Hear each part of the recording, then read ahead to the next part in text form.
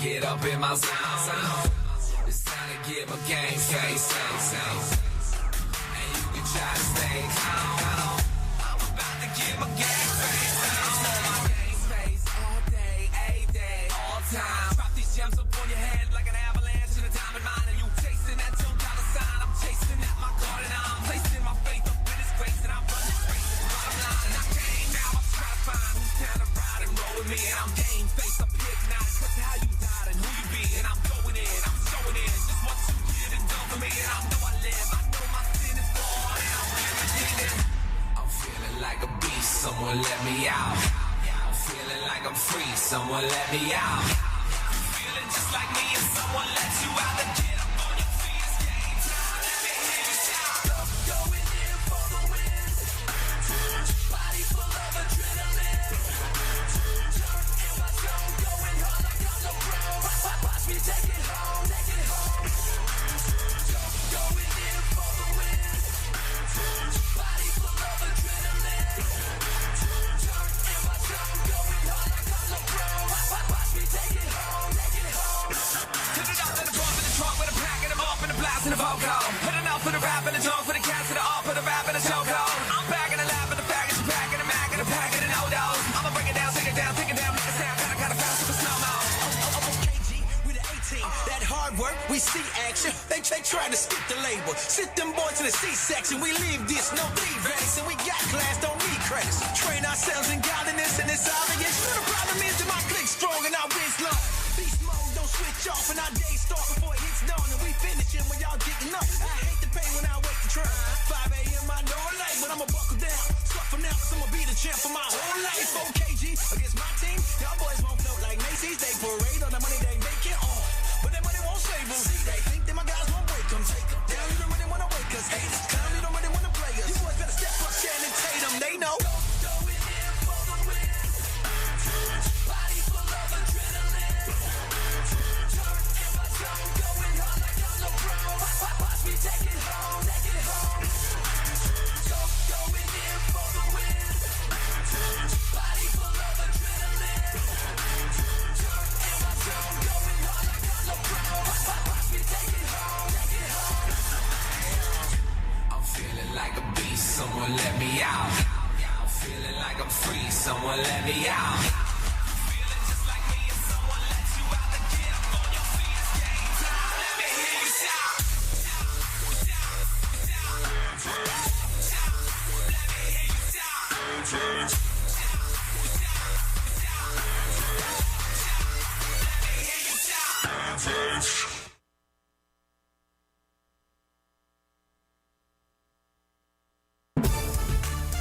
Welcome to Baker High Wildcats football. And now, Baker High Wildcats football.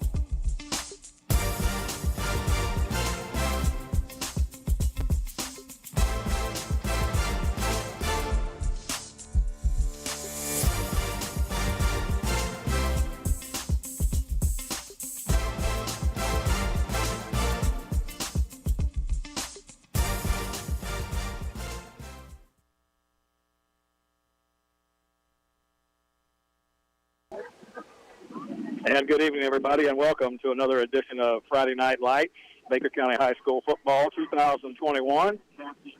Coming to you live tonight from the banks of the South St. Johns River at Bishop Kenny High School, right on the river tonight.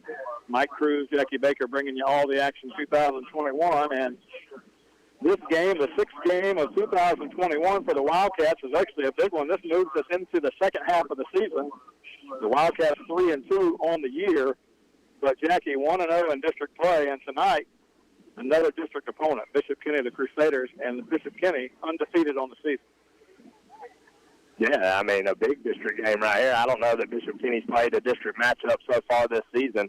So right now, the Baker County Wildcats sitting at the top of the district. I believe it's District 2, 5A, sitting at the top. So this is a big one for Bishop Kenny here, 4-0 on the season, looking to come out and prove a point. These Baker County Wildcats have kind of had their way with Bishop Kenny over the last 5-10 years.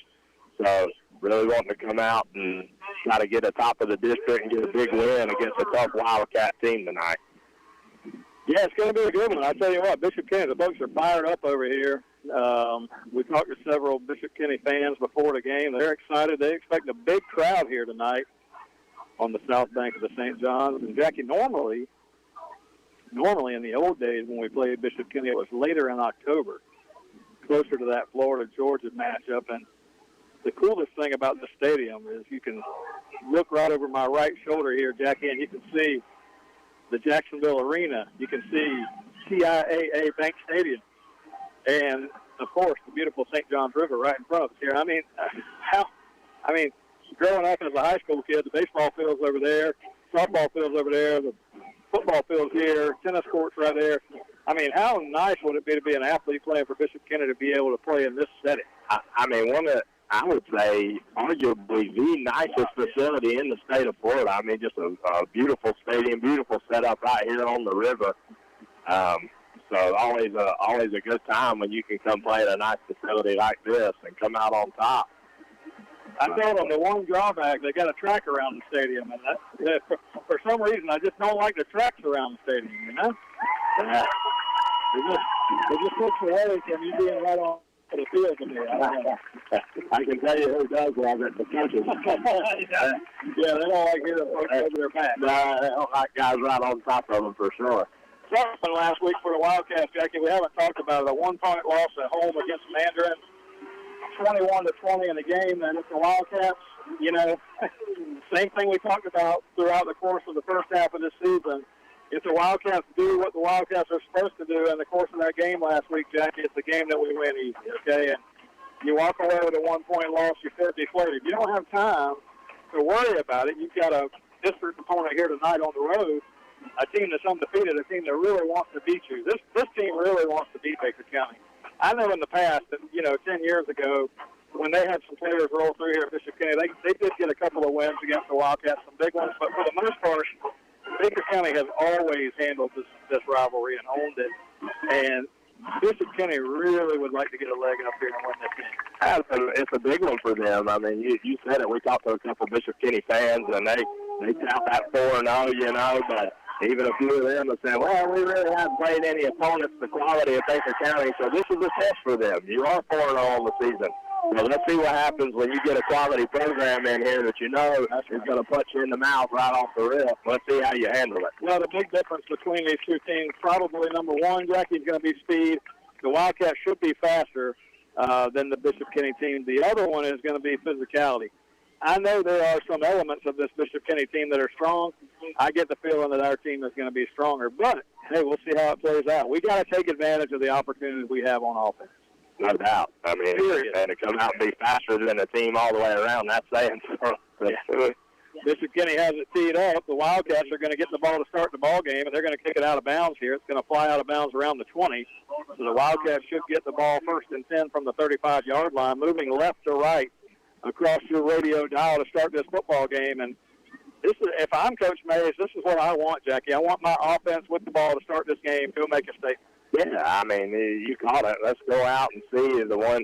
It's really been a tale of two teams for this Baker County team. We've had drives this season where we look like we're ready to go to a state championship, and then other drives where it's like, my goodness, is this the first year we played football? So really looking for that offensive continuity and just waiting on it to burst out at some point.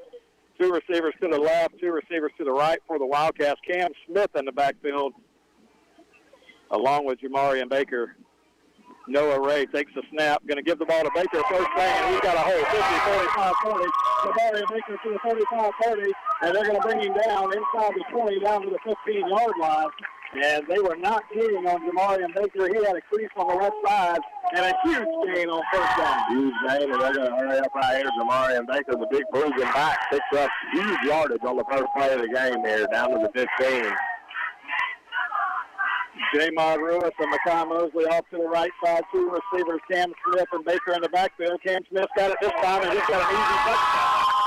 15 yards, Cam Smith right down the middle. Two plays back in the Wildcats in the end zone. My goodness, that looks very easy. That looks like exactly what we wanted to do. Run the Jamarian Baker up the middle and turn right around and give it to Cam Smith inside the tackle. And both of them just find a little crease there. Great job by that offensive line tonight. missing a couple key guys on the line, was able to get the job done. Blake Mays as it teed up. Noah Ray holds it, and it's right down the middle. Blake Mays last week, Jackie, wasn't able to play in the game, and it really was one of those games where, you know, the week before that we played Paxton. He makes 6 for 6 on extra points, and those extra points in that game we didn't really need. Well, last week we needed the extra points, and we found out after the game that Mays had broken his arm, and he also served as a long snapper and played as receiver on the team, so he was doing other things last week. We didn't know it during the course of the broadcast. He had broken his arm during the game. So now Jackie's got a cast on that arm. Back out there, he's only going to be kicking, but he kicks the extra point through there. Yeah, I mean, and if you remember, we didn't score a touchdown until the third quarter of the game, so we never got an opportunity to not know he wasn't playing, and finally we scored a touchdown, and we weren't sure where Blake was at, but he's back now, and he's got that arm wrapped up, and like you said, you never realize how much you miss a kicker until you need one. Well, at that moment, Jackie, when it's 14-6, and you're looking around, where's the kicker, where's the extra point, and we have to go for 2, and we don't get it. And then you're chasing that 2-point conversion. Listen, Bobby Harrison used to say back in the day, if you go for 2 every time, 50% of the time, as long as you get it 50% of the time, you make your numbers. Well, that's true, but you don't always make it, and it's not every other time you go for it that you're going to make it. So, and the Wildcats missed 2 last week. Yeah, missed 2 last week. I mean, you could go for 2 if you scored 7 touchdowns and go for 2 every time tonight and get all 7 of them. It may average out, but it cost you a ball game last week. That's exactly right. So, you know, good to see Blake back out there tonight. Fortunately for the Cats, that game against Mandarin last week was not a district contest. You know, you want to win every single game that you can, especially with the new point system, but that game was not a district contest. They're going to fire one out here to the left side, and the defense of the Wildcats collapses on the receiver. That was a quick pass play, and they're going to lose about 4 yards. Yeah, nothing doing on that pass play. Wildcats had it snuffed out, had trip receivers to the left, and throw it out for just a little screen. And the Wildcats all over it. Ronnie Ellis, Carlos Jefferson out there, able to corral him and lost the 2 there on first down. 2nd down and 10 play coming up for the Crusaders. The quarterback, Patrick McCarthy, he's a senior, sends a man in motion. McCarthy in the gun, takes the snap, going to hand the ball straight ahead, and the running back is going to get 3 or 4 yards. That is Brad Miller on the carry, and he's not going very far. James Reeser is the quarterback. He's a sophomore. Going to be 3rd down and long here, first opening drive here for Bishop Kenny offense. And again, our defense has not really been the ones that we're worried about. If we can get them off the field here, I'd love to see that offense continue that first drive. 2 quick plays and scoring drive by Cam Smith, so the defense has to get off the field early. 3rd down play, 3rd down and 12. Rezar in the shotgun. They move on the offensive line. The Crusaders sideline thinks it's a Wildcat offside, but their right tackle clearly moved, and they're going to call offside on the kick. That was bad. Oh, man, that was bad. I thought we did. We jumped a little bit, but the right tackle, I didn't think it was enough to draw him offside. My goodness. That's got to be frustrating for Coach Kennedy. Well, that should be a false start the other way. I mean, the right tackle moved ahead of our guys coming in, but either way, it's still a 3rd down and 5, so Bishop Kenny still has to convert. But you hate giving a 3-5. And I'm not even sure it was offside. I didn't think it was. 3rd down 5. Rezar has the ball. They need to get across the 44-yard line for a first down. No receiver set here, but they're going to send a tight end on a little slip screen here, and the slip screen is going to get tackled behind the line of scrimmage. That slip screen did not work. The Wildcats speed on defense makes up for it.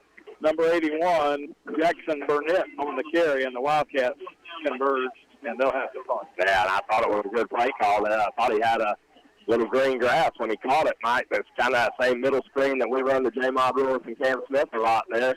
So he completed the pass, and Carlos Jefferson just knifes his way through the blockers and able to make the tackle. Going to push the Bishop Kenny punt here. Punter stands at his 25-yard line. He gets a high kick. Spiral, nice kick here. J-Mod stands under it, and he's going to let it roll. It should go into the end zone, and it'll be a touchback. The Wildcats will have it 1st and 10 of the 20. Think about that, Ducky. That is a 61-yard punt into the end zone and still rolling. Hey, that dude just blew down. Did you see how high it was, too? My goodness, he kicked out a mile in the air, too. It was 61 long and probably 52 high. Now, if you can hear that wind blowing in Jackie and I's microphones, he had that behind him, but he got that one high, spiraled, cruising down the field. 61-yard punt. Wildcats start 1st and 10 from the 20. Noah Ray in the shotgun. 2 receivers left, 2 to the right. This time just 1 back in the backfield. That is Jamarian Baker. First down play, going to give to Baker. And Baker's going to try to run off right tackle this time. He's going to be tackled. Bishop Kenny says they have the football, but I'm not sure about that. And Ryan Judge is signaling down. They're going to converge and talk about it, but well after Jamarian Baker had gone down. Yeah, I didn't even see the ball come out. I like how they were so ecstatic, though. You know, you pull it out the bottom of the pile. For confidence booster. But only 1 yard gain on the play for Baker. 2nd and 9 for the Wildcats. 3:38 to go. 8:30 to go in the first quarter. Wildcats on top 7-0. Our second possession. Our first possession, 2 plays and a touchdown. Noah Ray, straight drop, throws across the middle, and it's going to be intercepted. Number 81, the same guy that just caught the slip screen for Bishop Kenny. 81 is Jackson Burnett, and he was just playing center field, Jackie, and I don't know if Noah Ray saw him. No, he was looking for, it looked like Noah was looking for Cam Smith the whole way, and Cam has been open on that post a lot this year. When it cuts right, Cam running the post up the middle of the field, and you're right, I think Noah Ray just kind of got lost there in the coverage a little bit, and he throws one down the middle and picked off by Bishop Kenny, so the Wildcat defense back on the field. First down and 5 for the Crusaders right at the 20-yard line, so they did not get the fumble on first down, but on second down, they do get the interception. And great field position. Number 9 again is James Rezar, the sophomore quarterback. He takes the snap. He's going to run it straight ahead with their running back, Brad Miller, and Miller's going to be tackled after maybe a gain of 3. Not much. No, just a little simple read option there. Quarterback looking to see what that defensive end is going to do on the right side, and he gives it, and they're able to pick up 2 yards there on first down. Wildcat defense doing a good job again. But, man, golly, you hate to see that. You're scoring 2 plays on the opening drive and then come right out and throw an interception there on the second play of that drive. Yeah, 3 and out. You come back and put your offense on the field. Let's go get a 2-touchdown lead. But no. Now they've got it 2nd down and 7 from the 17-yard line. Rezar, straight drop. He looks to throw. He's going to fire it across the middle, and it's going to be caught inside the 10. A catch is made there before Cass is able to pull him down inside the 5. And that was a pass from Rezar to Michael Leonard. And you notice that time, Jackie, Rezar has been a guy who's getting it done with his legs, but he's got an injury to his calf that's happening right now. Not a lot of folks may know that, but that calf injury you saw on that play limited him, so he did find the receiver downfield. Yeah, he did what he needed to do. He made a think he was going to run. He ran to the line, up to the line of scrimmage and found a wide open receiver coming across the field. First down and goal now for Bishop Kenny, trying to answer the Wildcats 7 points. Rezar going to hand it to Miller, and Miller fights his way inside the 5, and he's going to get hit at the 3. No gain on the play. It'll be 2nd and goal from the same spot. Big play that time, boy. I know Holland just a straight speed rush off the edge there. Now Bishop Kenny's going to go fast. 2nd down play. Rezar fires it to the right side. He caught it, but as he caught it, he was already on the ground. You can't make those kind of mistakes. And that's the same guy, 81, that made the interception a moment ago, Jackson Burnett, and he's got to lose yardage on the play. He caught the ball, Jackie, but when your knee's down in high school, the play's dead. He caught it 2 yards behind the line of scrimmage. Right there for the Wildcats. Going to bring up 3rd and goal here from about the 6-yard line. So this defense another opportunity here to maybe force Bishop Kenny into a field goal. 3rd down and goal from the 5-yard line. Rezar in the shotgun. He's got a receiver to the right, 2 to the left.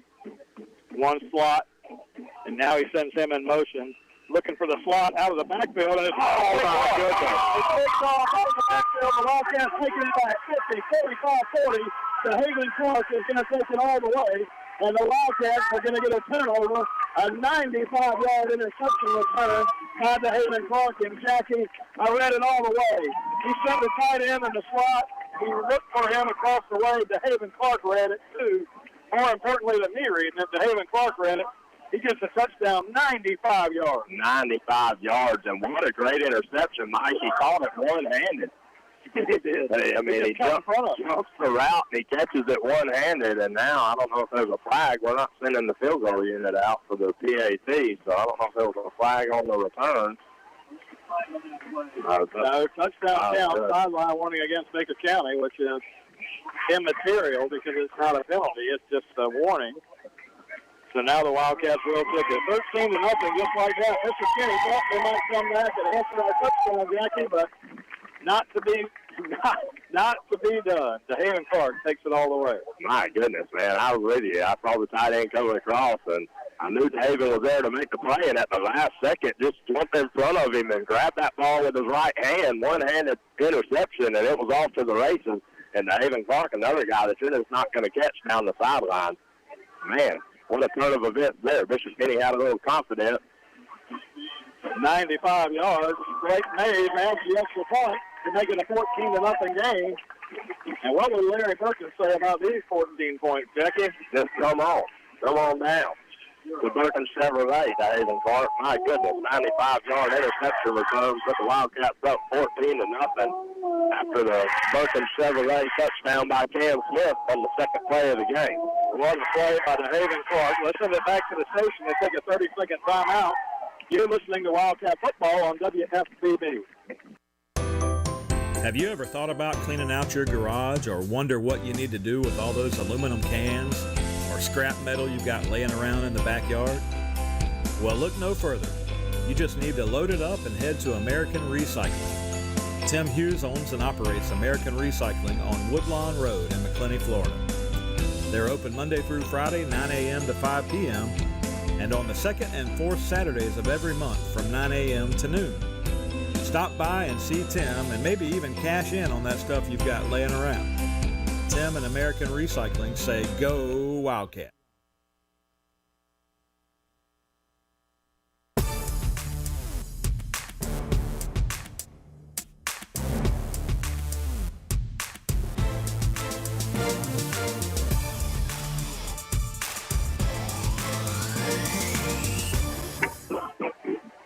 And we welcome you back here to Bishop Kenny High School, Joseph Peretti Field on the south bank of the St. Johns River as the Wildcats of Baker County traveling to Bishop Kenny High School to face the Crusaders. And so far, with 5:46 to go in the first quarter, the Wildcats on top 14-0.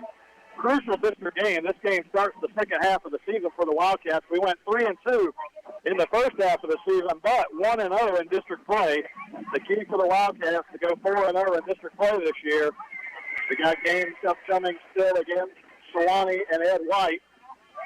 And the Wildcats so far so good here tonight against Bishop Kenny, 14-0. First drive of the game, Jackie, we went 2 plays. Cam Smith and Jamarian Baker. 2 runs, 2 carries, and the touchdown for 60 yards. The next touchdown, actually, Bishop Kenny got an interception against Noah Ray. They had the ball, third down and goal inside the 5-yard line. They threw a little tight end screen to the left side. DeHaven Clark jumps the route, goes 95 yards on the interception return. And the Wildcats now 14-0 with 2 Blake Mays extra points. Yeah, absolutely. We thought Bishop Kenny had a little confidence there after that interception of their own. Thought they were going to go down and put points on the scoreboard, and DeHaven Clark said, no way. First down play, Rezar in the shotgun, going to give it off. No, he's going to keep it himself and try to run around the right end. And Rezar was drilled as he turned the corner. Sophomore quarterback for Bishop Kenny here picks up a yard on the play. It's second down and 9. Oh, my goodness. Mosey Dinghorn. Rezar's staff wasn't hurting. It might be now. Second down play coming up for the Crusaders. The Wildcats really have limited their offense. They, I understand we've just begun here, but they've had the ball a couple of series, and the defense has really dominated so far for these Cats. Second down and 9. Rezar in the shotgun. Rezar looks to his left, fires one out here. Catch is made right at the 35, but nothing doing as the Cats stay home, and Ronnie Ellis makes a nice tackle right on the spot. Great play that time by Ronnie Ellis, who then flips his teammate, Carlos Jefferson. There's just nothing. We're so fast in the secondary, Mike. They're trying to throw these balls to the outside, and you're just not going to get outside of this Baker County defense with the personnel that Bishop Kenny has. you're going to have any success, I thought it would be inside the tackles a little bit, where this Wildcat defense is very good also. So Bishop Kenny looking for anything right now. Third down play. Rezar needs 10. 3rd and 10. They send the man in motion. That's number 81, Burnett. They're going to get a flag down here at the start of the play, I thought. Rezar fires one across there, and it's going to be almost picked off again. Their center moved, and then our guy came across right there. I'm not sure if a flag was thrown or not, but probably should have been. Yeah, there was something going on. You're right. But more importantly, Jamil Jones, man, I'm going to talk to you about that one, dude. You had another chance right there. Oh, he was all over that play. Jamil Jones in great coverage. Rezar throws it over the intended receiver's head, and Jamil Jones almost with the second interception tonight for this Wildcat defense. But they're going to force a 4th down anyway and a Bishop Kenny punt. Well, I didn't have a chance to talk to Coach Mays during the week, Jackie, but last week we saw a ton of drops, and this one's on defense, so you don't always expect the defensive guy to catch the ball. But last week on offense and on defense, we had a ton of drops. I was reminding somebody today that we lost by a point to Mandarin in a game that we probably should have won by 3 touchdowns, honestly. Taking nothing away from Mandarin. It was just that type of effort from the Cats. We dropped touchdowns. We fumbled the football. We even had the ball on the very last play of the game, 1st and goal from the 1-yard line, and we false start. So, I mean, there's so many things in that ball game that the Wildcats gave away. Yeah, there's no doubt about it. But I'll tell you what it does, and what a lot of people don't understand is that you never want to lose a game. And we don't believe in moral victories either. But playing those Vieras and playing those Mandarin high schools, so much bigger schools than you, and the talent level being so much more, you get back into this 5A district, and just like it's working tonight, seems a little easier. 1st down play for the Cats, going to give it off straight ahead. This is the smaller back, Cam Smith, trying to run it against the middle there, and he's going to pick up about 3 yards. Cam Smith on 1st down, and again, we went 2 plays on the opening drive to score now, and then threw an interception on the next drive, so see if this offense can get something going here. 2nd down play, going to give it to Jamarian Baker, and Jamarian fights his way up the middle for a couple of yards again. The Wildcats trying to ground and pound, but since that first series, not a lot of room against this Bishop Kenny defense. No, nothing doing inside the tackles here. Jamarian Baker picks up a couple, but going to bring up a 3rd and 5 for the Wildcat offense. 3rd down and 5. Wow. 3rd down and 5. Noah Ray in the shotgun. Takes the snap, fires one across the way. He's got Cam Smith. It's going to be a 1st down maybe. Close to midfield as they push Cam Smith backwards. Baylor Newsom, number 24, in there for the Crusaders, but I think Smith got enough. So he's going to pick up the 1st down with forward progress there, and a good throw and good catch that time. Good throw by Noah Ray, good catch by Cam Smith to get the 1st down and keep the ball, keep the offense alive. From the 48-yard line, Wildcats approaching midfield. Noah Ray in the shotgun. Takes the snap, going to give it to Cam Smith on a jet sweep. Cam Smith's going to turn the corner to the 50. He's at the 45 to 40, and he's going to be dragged out of bounds across the way at around the 40-yard line. Should be enough for a Wildcat 1st down. Yeah, Cam Smith, that time we go to the outside. Didn't have a whole lot of success in between the tackles there, so Coach Mays draws it up to the outside to one of the speedsters, Cam Smith, and he picks up another 1st down. Mark down at the 40-yard line. Right at the 40-yard line of Bishop Kenny. Wildcats on top 14-0. Looking for more. 2:40 to go, 1st quarter. Ray going to fire one out to the right side. He's got Jamarian Baker, and it's going to be broken up. He was trying to hit Jamarian Baker out of the backfield. That play didn't develop fast enough. Yeah, but your wide receivers got a block, man. It got blown up from the get-go because one of the quarterbacks was able to bull rush right through the wide receiver. And I know they're not offensive linemen, but same thing I tell my guys. You want guys blocking for you, man. Give a little bit of effort out there. 2nd down play for the Cats, 2nd down and 10. We're going to split 2 receivers to the right, 3 receivers to the right, 1 to the left, 1 back in the backfield. 2nd down play. Noah Ray is going to take it, fake to Cam Smith, and he's going to keep it himself. And Ray is going to get hit pretty hard up around the 35, but he picks up 5 yards. Yeah, good patient run that time by Noah Ray. He's a little design quarterback option play. We're going to bring up another 3rd and 5 here. 3rd down and 5. Noah Ray. This would be 4 down territory for the Wildcats.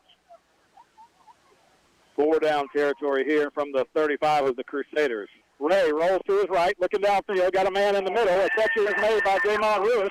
Lewis at the 25, Lewis to the 20, to the 15, 10, and Lewis is down the sideline for a touchdown. He is so fast, man. He is just unbelievable, Mike. When he caught the ball, I knew he was going to get the edge, but a couple Bishop Kenny defenders had the angle. I thought they were going to push him out of bounds at the 5-yard line and the 2-yard line, and it wasn't even close. Jamon Lewis, my goodness, son. Somebody asked me today about the speed on our team, and I told them Cam Smith, no doubt about it, was a fast man, but watch out for number 2. He can fly. And you saw why on that play. He just caught a little underneath drag screen that time, Jackie. He took it to the sideline and took it to the house. And you're right. If anybody in the backfield there could see the angle and get to the sideline, but they couldn't. It was too quick. Too quick. Great throw again by Noah Ray on that one, and Jamon Lewis was a good catch. And the rest with his legs caught that ball at about the 25-yard line and then just outran everybody to put the Wildcats up 21-0. So the hopeful Bishop Kenny Crusader fans are reeling right now. They're 4-0. What in the world? They're supposed to be good. You don't know what's going to happen when the Wildcats run into town now. Well, I'm just going to – sometimes you got to call a spade, Jackie. There's 2 teams on the field tonight. One of them is not as good as the other one, okay?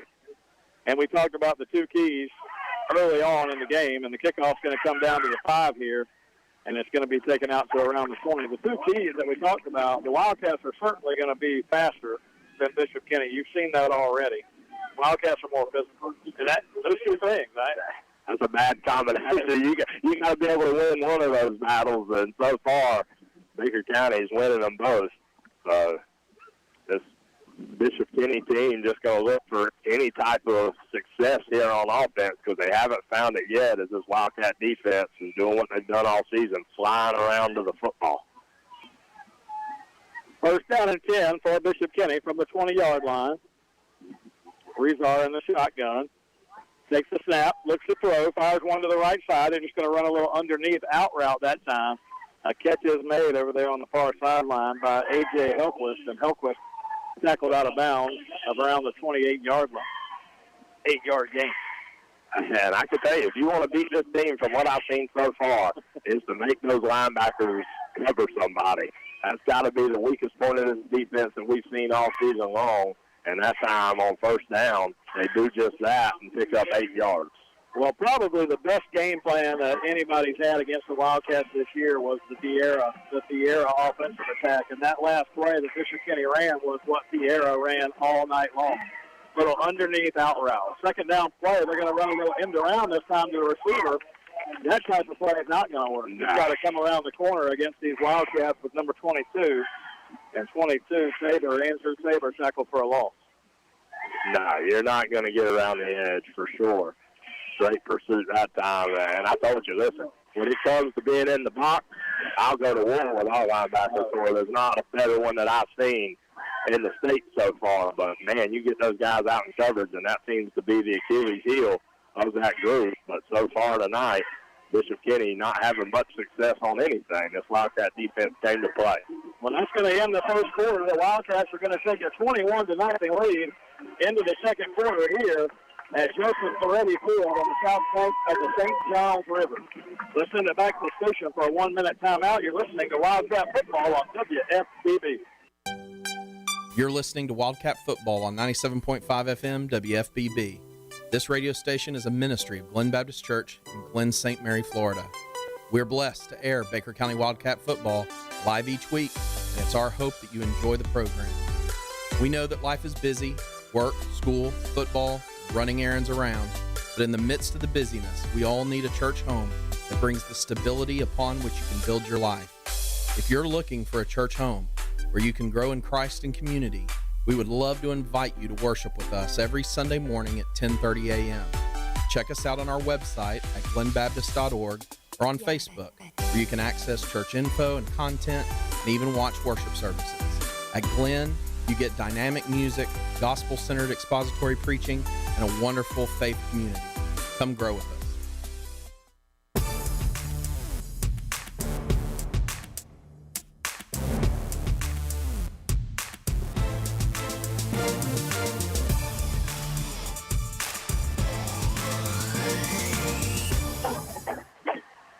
And we welcome you back here to Bishop Kenny High School on the south bank of the St. Johns River. Beautiful night for football here. Breeze behind our back blowing across the way. The home stands are full. Over on this side, the visitor stands are full, and the Wildcats on top 21-0. Bishop Kenny faces a third down play. They're going to throw one out to the left side and get a completion here with Andrew Saber, and they're going to pick up a first down. Only their second first down of the night against this Wildcat offense or defense. Same play they ran on first down to pick up 8 yards. Just trying to spread those linebackers out and make them cover sideline to sideline. And Bishop Kenny picks up a first down there. First down and 10. Bishop Kenny from the 33-yard line. Rezar in the shotgun, now by himself, sends the back in motion. First down play, Rezar going to fire a screen here. The screen is set up, but the Wildcats have more players there than Bishop Kenny does, and we're going to stop him in the backfield for a loss. He had to throw that ball way too high for Michael Leonard, number 10. Jackie, that just, a screen play has got to be perfect timing. It just has to be perfect timing. If it's not, it's not going to work. I can't believe that wasn't intercepted. I'll be honest with you, I thought it got tipped in the line or something as high as that ball went in the air. You know, a lot of Wildcat defenders were spinning around. I thought they were just waiting on it to fall in one of their arms, but it's going to be a loss of 2 here. Second down and 12 now. Bishop Kenny back to the 30-yard line. Wildcats on top 21-0. It's been all Wildcats here early on. Rezar in the shotgun, the quarterback for Bishop Kenny. He drops the throw. Going to fire one out to the right side. A catch is made on the far sideline right in front of the Wildcat bench. And that was Saber again, number 22. Saber's getting all the action here tonight for Bishop Kenny. What action they've had, and they pick up their third first down. Yeah, just running out of the backfield there. Just a little wheel route, and we were late getting out to the sideline to cover him. And he picks up big yardage there, picks up a first down. First down for Bishop Kenny from the 44-yard line. They haven't quite made it to midfield yet. Rezar, one back in the backfield. Wildcats show a little blitz. Here they come. The Wildcats throw the Kinghorn, hits the back. But Rezar pulled it, and he's going to throw it out there now. What a crazy play here. It looked like they were going to hand off up the middle. The Wildcats sniffed that out. Rezar ran a little read option. They sniffed that out. But at the last second, he throws a pass out there that's caught on the far sideline. Now, how did the lineman not get downfield on that? That's Coach Canaday's biggest gripe about an RPO, and that's exactly what that was. The run-pass option gives him the opportunity to get out there and make his mind up depending on what the defense does, and at the last second, he does. He throws it out to an open receiver and picks up another first down. First down and 10 across midfield. Now Bishop Kenny with the ball at the 46 of the Wildcats. Rezar, straight drop. He's under pressure, and he gets hit as he throws it, but a catch is made inside the 25 and out of bounds at the 20, and a flag comes down, another flag. I'm not sure what the flag on this side is. The other side might be some kind of personal foul, but we'll have to check that. This one's going to be on our side. Well, we already got the warning earlier, Mike. It's going to be a penalty. But we got to hope maybe there's a holding call on the other sideline. The other call on the other side, Jackie, is going to be some kind of after the play penalty. I think it's going to be some kind of personal foul. Oh, boy. That's what my thought is. That would not be good for this Wildcat defense.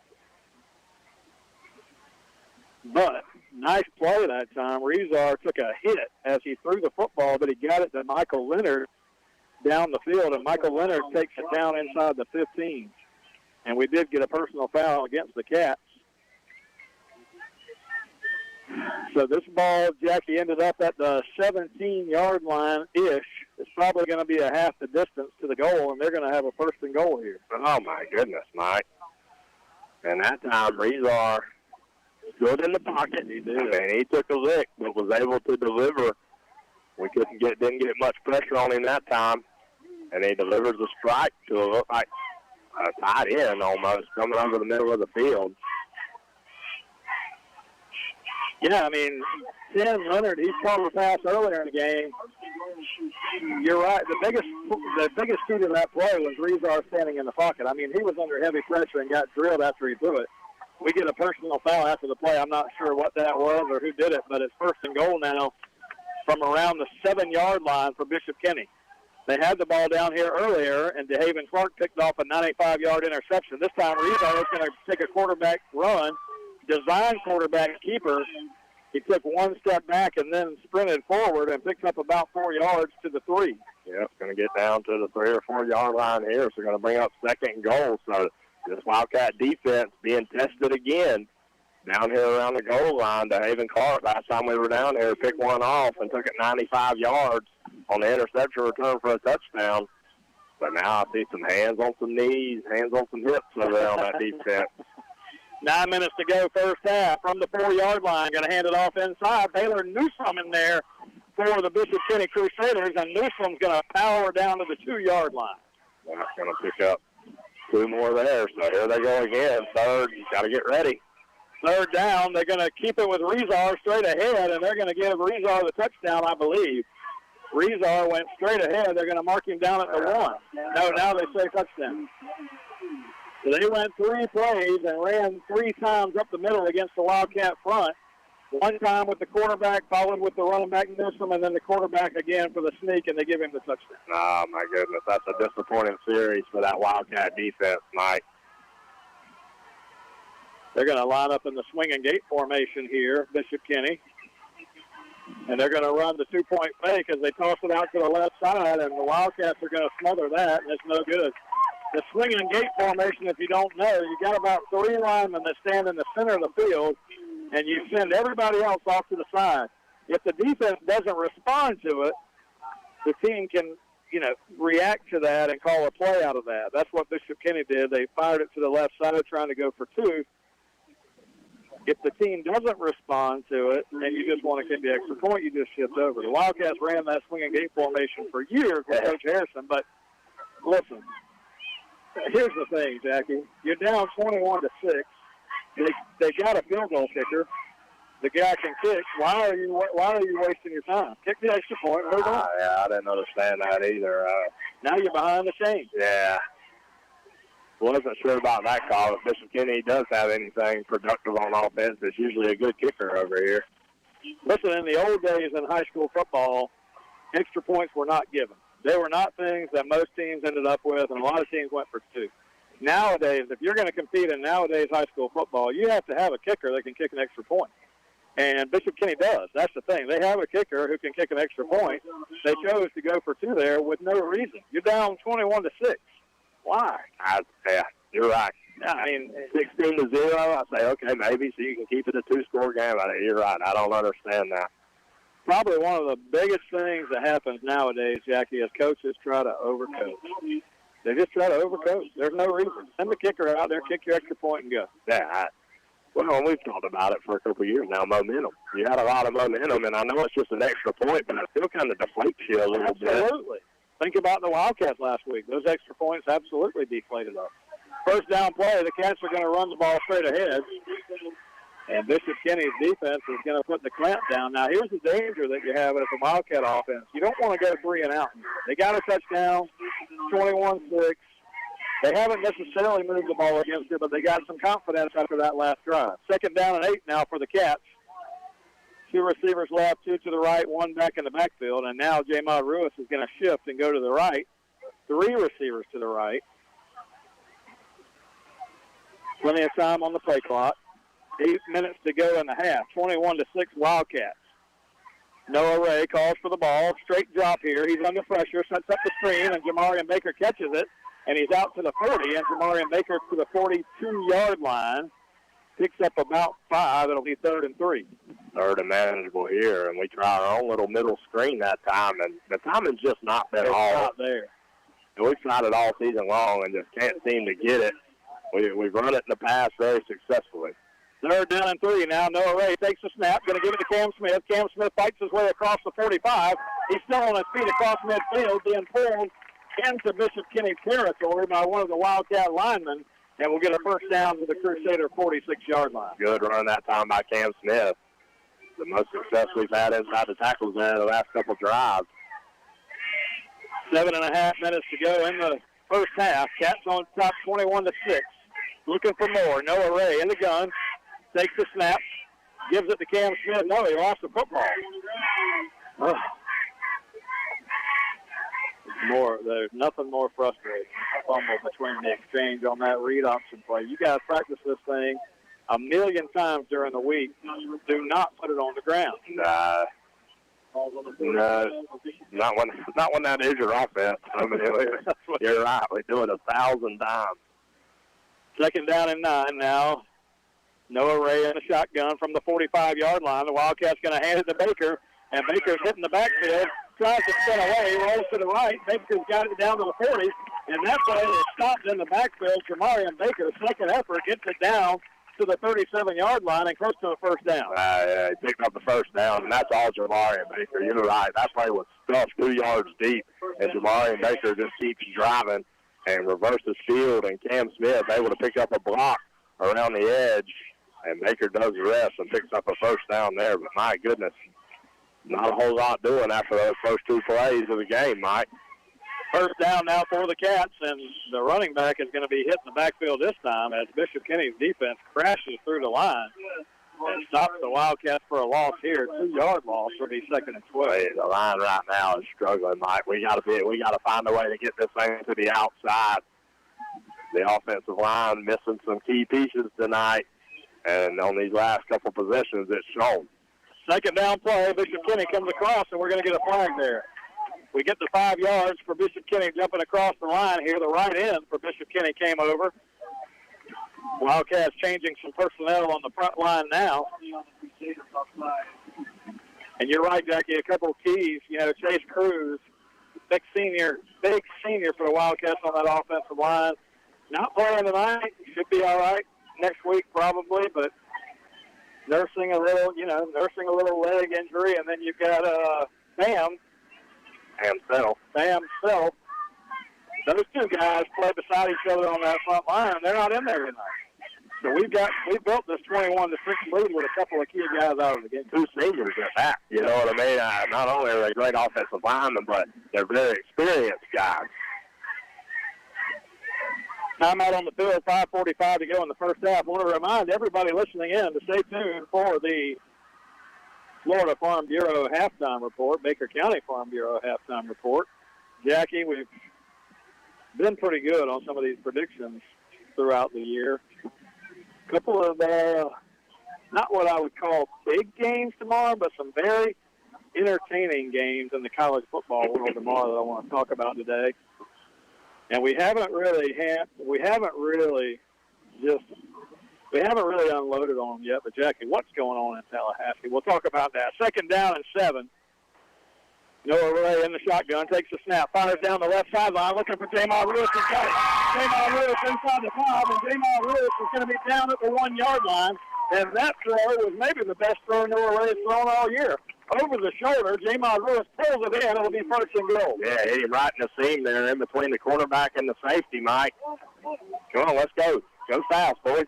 First and goal from the 1-yard line. Ray's going to give it to Baker. Baker fighting his way. Puts the ball across the goal line, and the Wildcats get a touchdown. A good answer by the Wildcat offense as Bishop Kenny scored on their last possession. And now it's a 27-6 ball game. My goodness, what a throw by Noah Ray that time. Hit Jamar Lewis in stride there. We were right in between the quarterback and the safety, right where that ball had to be. Jamar gets tackled at the 1, and Jamarian Baker able to punch it in. Blake Mays on to attempt the extra point, and he drills it right down the middle. And number 23, Blake Mays, has another extra point, and the Cats are on top 28-6. Let's take a 1-minute timeout. You're listening to Wildcat Football on WFBB. Baker County Farm Bureau wants to wish the Baker County Wildcats much success this football season. Baker County Farm Bureau, specializing in auto insurance, homeowners insurance, along with life insurance. To get started with Farm Bureau, contact Jack Baker or Justin Webb at 259-6332. That's 259-6332. Hi, this is Larry Birkins of Birkins Chevrolet in McClenny.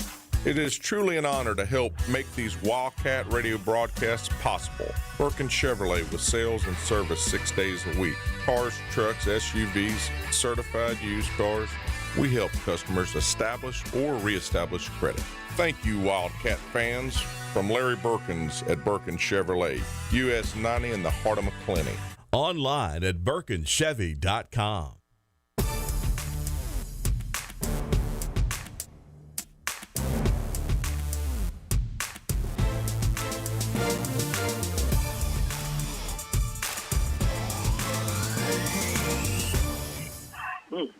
BBB.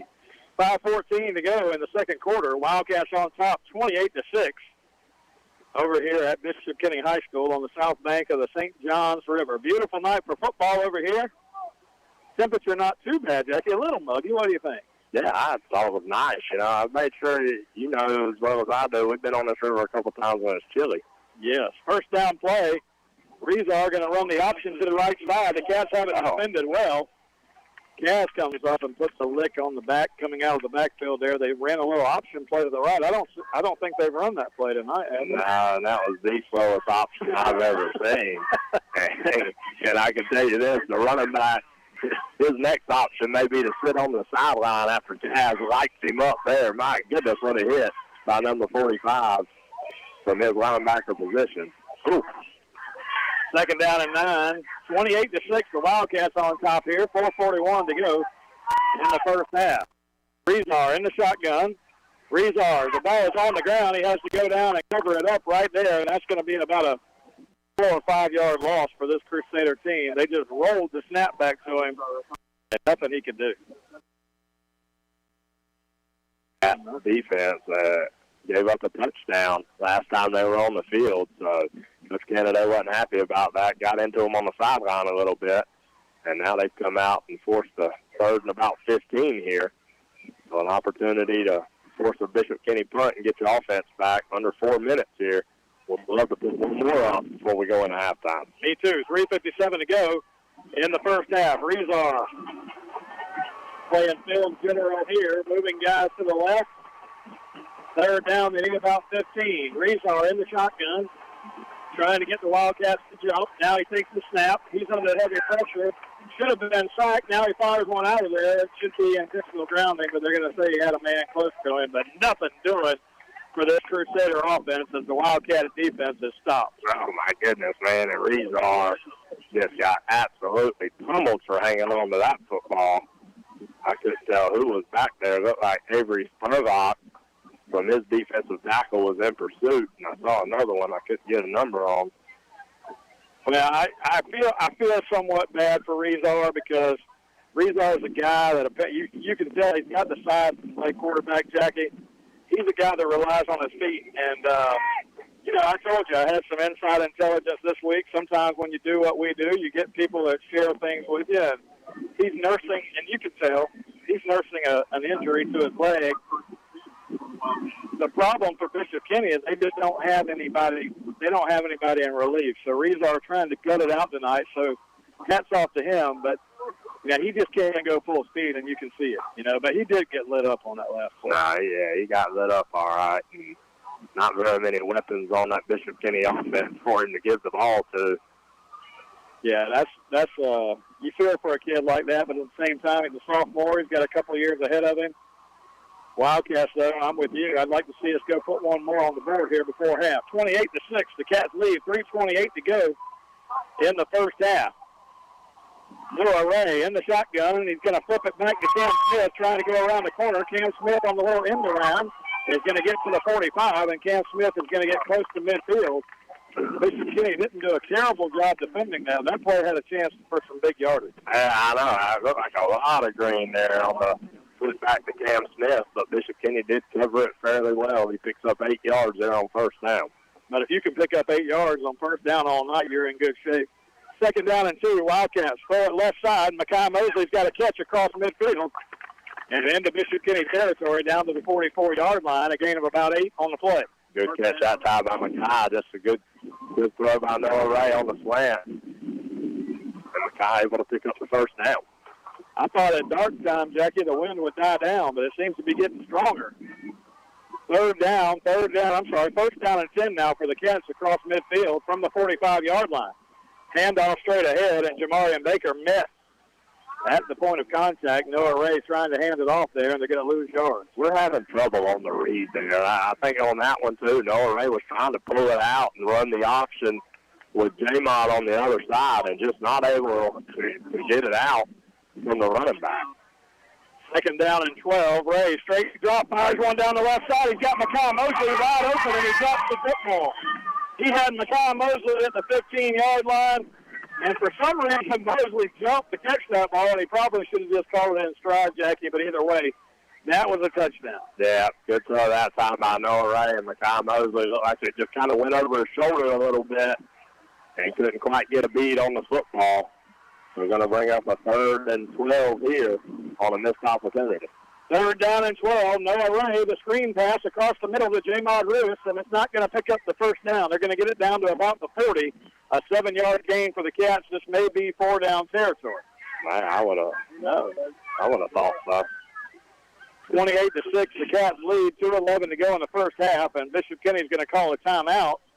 The Wildcats face a 4th down and 7 inside Bishop Kenny's territory. I'm with you, Jackie. Maybe when I think about it, but at the same time, you don't want, you got a 3-touchdown lead here. You don't want to give a cheap one to Bishop Kenny to end the half. So maybe you try to pin one inside the 10-yard line here, make them go 90 yards before the end of the half. Well, and I tell you what, as far as I know, I think the Wildcats still have all 3 timeouts. So if you do pin them deep, an opportunity to give yourself some time left on the clock to make Bishop Kenny punt it back to you maybe. I don't know. But we are going to punt it away. Jamil Jones, remember what I told you, what I say, 38.5-yard distance on Jamil Jones' punt. So this should pin them right there at the 3-yard line. Between the 1 and the 3. Jones stands back right around midfield.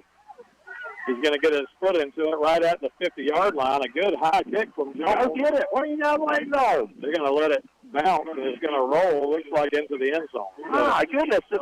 Do we not know what to do on special teams?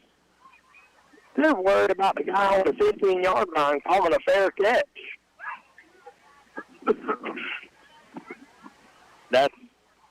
You got to get down there, turn around, find the football.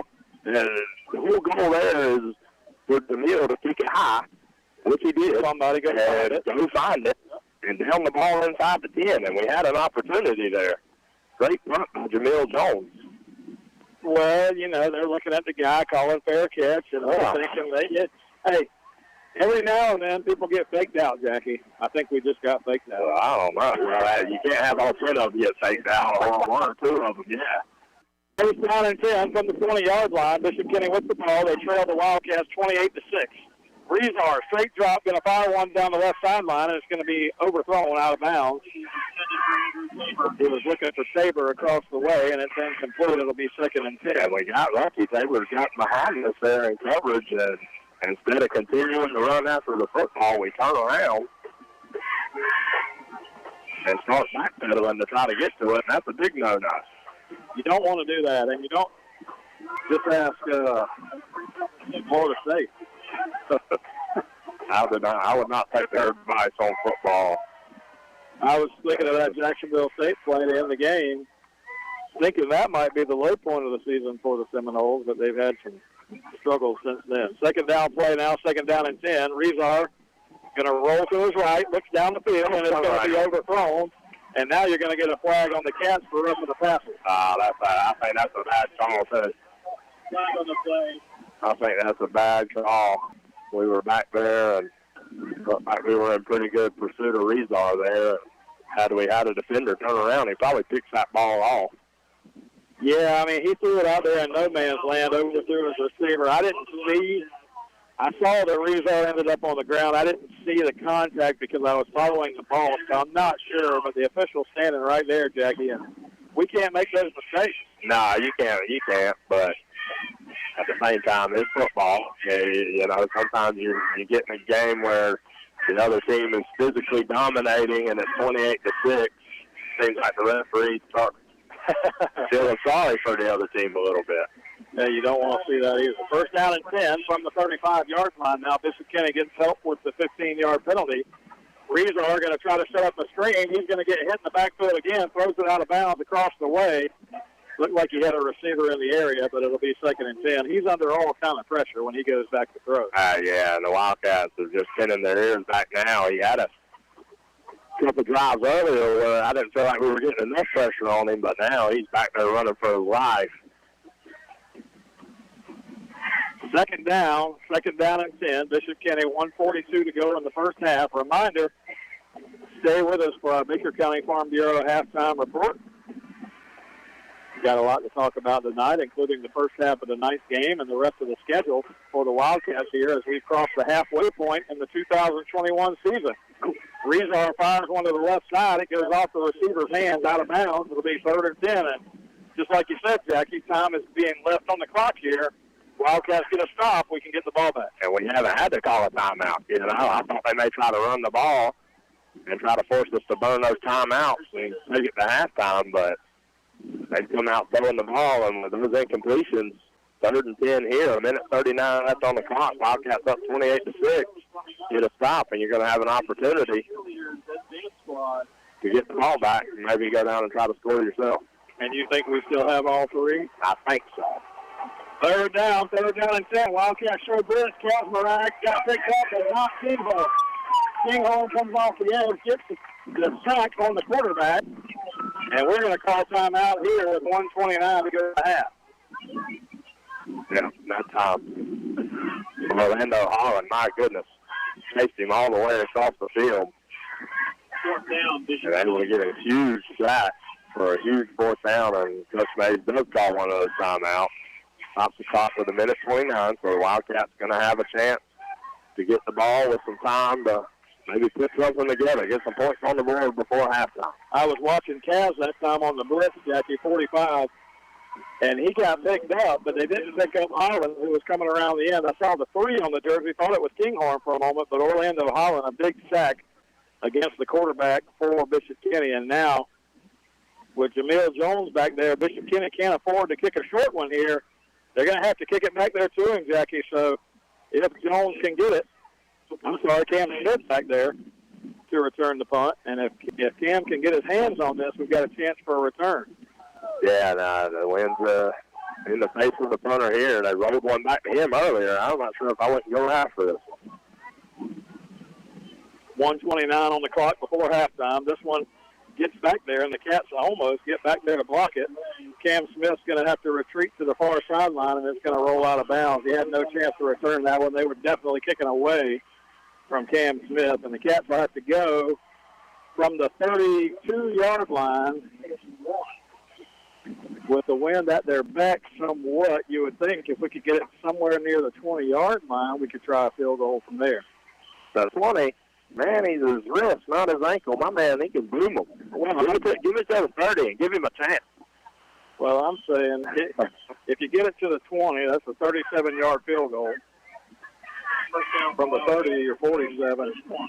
Oh, that was pushing that. Your odds are better at the 20.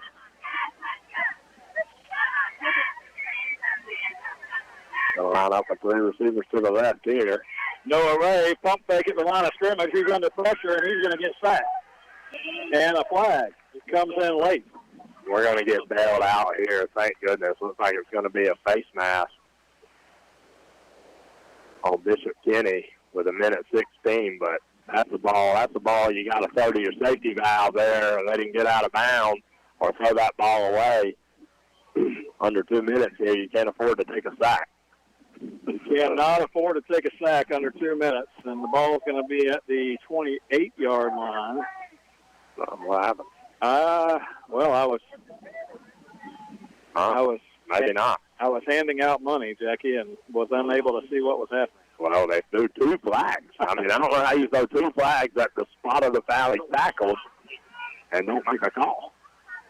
First down over, though, so something happened. First down over, we're going to hand it off straight ahead and run it out to the 35-yard line.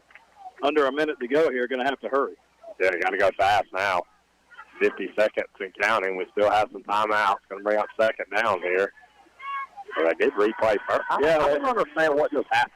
I'm not sure what the call was. I didn't see it. Second down from the 34-yard line.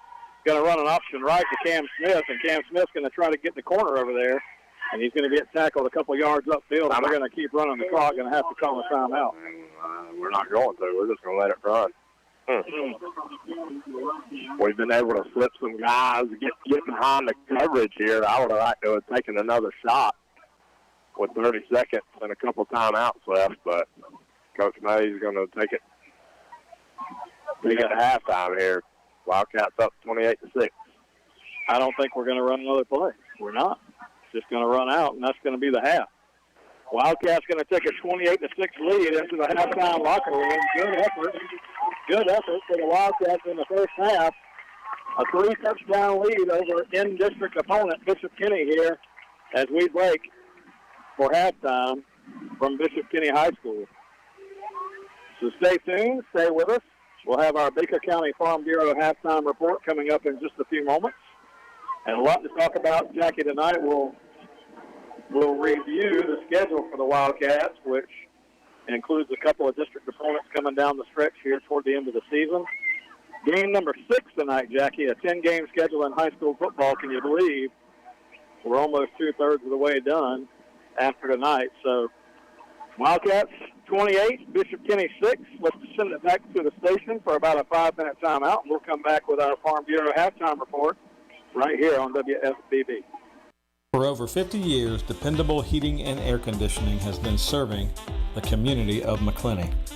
They provide quality air conditioning, HVAC, and electrical work to the residents of McClenny and the surrounding areas.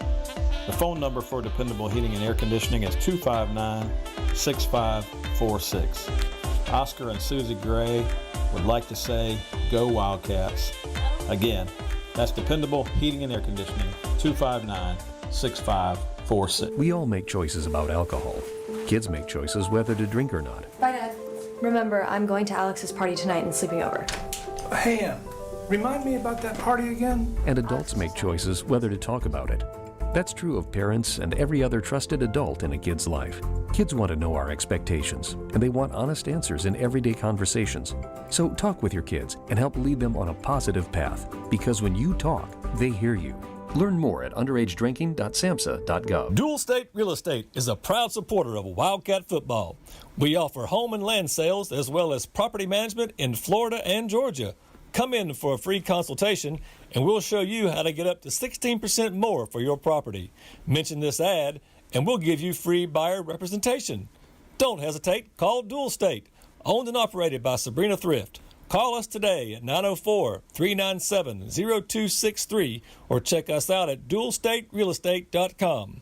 We'll give you service you deserve from people you can trust. And at Dual State Real Estate, we are always Wildcat proud. Since 1981, Higginbotham's Towing and Recovery has been serving the community of Baker County, providing safe and reliable towing needs. If you need a car or truck towed or even a shed in your backyard, Higginbotham's is a place to call. Located in Glen St. Mary, they are available 24 hours, 7 days a week. 259-4375. That's 259-4375. The Higginbotham family is so excited to be a proud supporter of Wildcat football. Most of us like to be out in the sun. That's why sunscreen and other safety measures are key to protecting your skin from aging and cancer. The FDA recommends using a sunscreen with an SPF of 15 or higher. Also, look for broad spectrum on the label. That means both harmful ultraviolet A and B rays are blocked. Remember, SPF plus broad spectrum equal healthy fun in the sun. Visit www.fda.gov/sunscreen for more information. A message from the U.S. Food and Drug Administration. Stay home. 2 words that everyone's saying these days. At Hometown Home Health, you can receive nursing and therapy services in the comfort of your own home. These services are covered by Medicare as well as most major insurance companies. Hometown Home Health has a true commitment to their community and is the only home health agency located in our hometown. It's your choice, so choose Hometown Home Health. Maddie and Kristen say, go Wildcat. Have you ever thought about cleaning out your garage or wonder what you need to do with all those aluminum cans or scrap metal you've got laying around in the backyard? Well, look no further. You just need to load it up and head to American Recycling.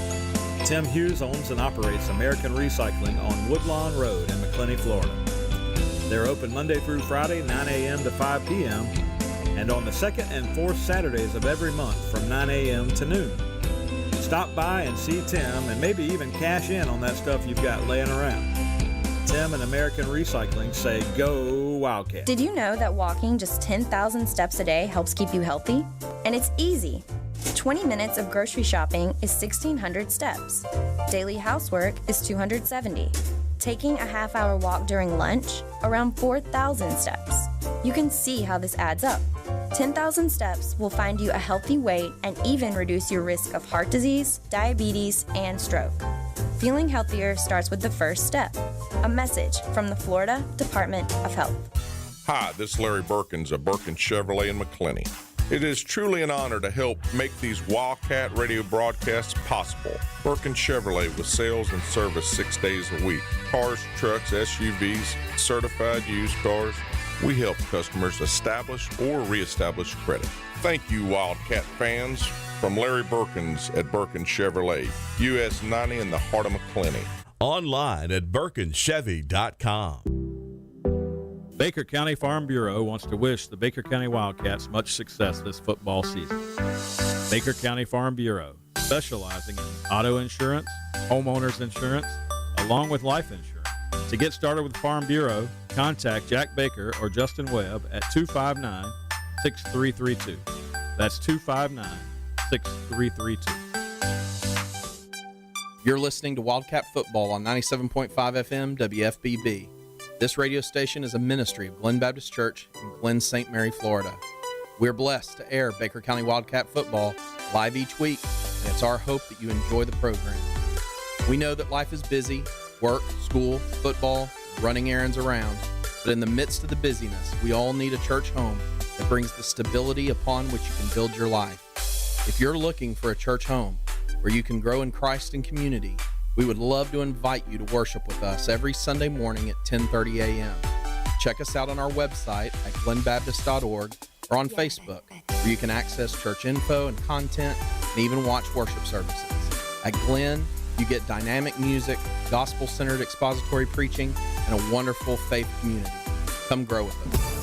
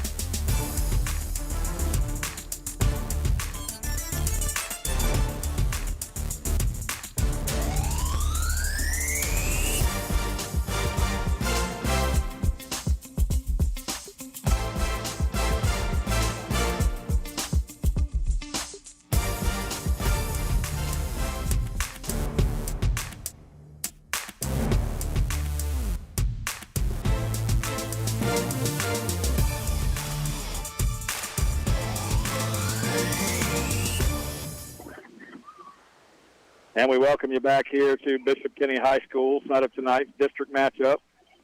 Baker County Wildcats on the road tonight to face the Crusaders of Bishop Kenny. So far, all Wildcats 28-6 here in the first half. The Wildcats scored early and scored often. On the very first series of the game, the Wildcats on offense only needed 2 plays. They needed 2 rushing plays behind Jamarian Baker and Cam Smith, and they got a quick touchdown to make it a 7-0 game. A couple of possessions later, Bishop Kenny actually intercepted the ball and had a chance against the Wildcats. They were down 3rd down and goal inside the Wildcat 5-yard line, and they threw a pass to the tight end that the Haven Clark picked off and went 95 yards the other way for a Wildcat touchdown to make it 14-0. And that really opened the doors. The Wildcats went on to lead 21-0 before Bishop Kenny got a touchdown to make it 21-6.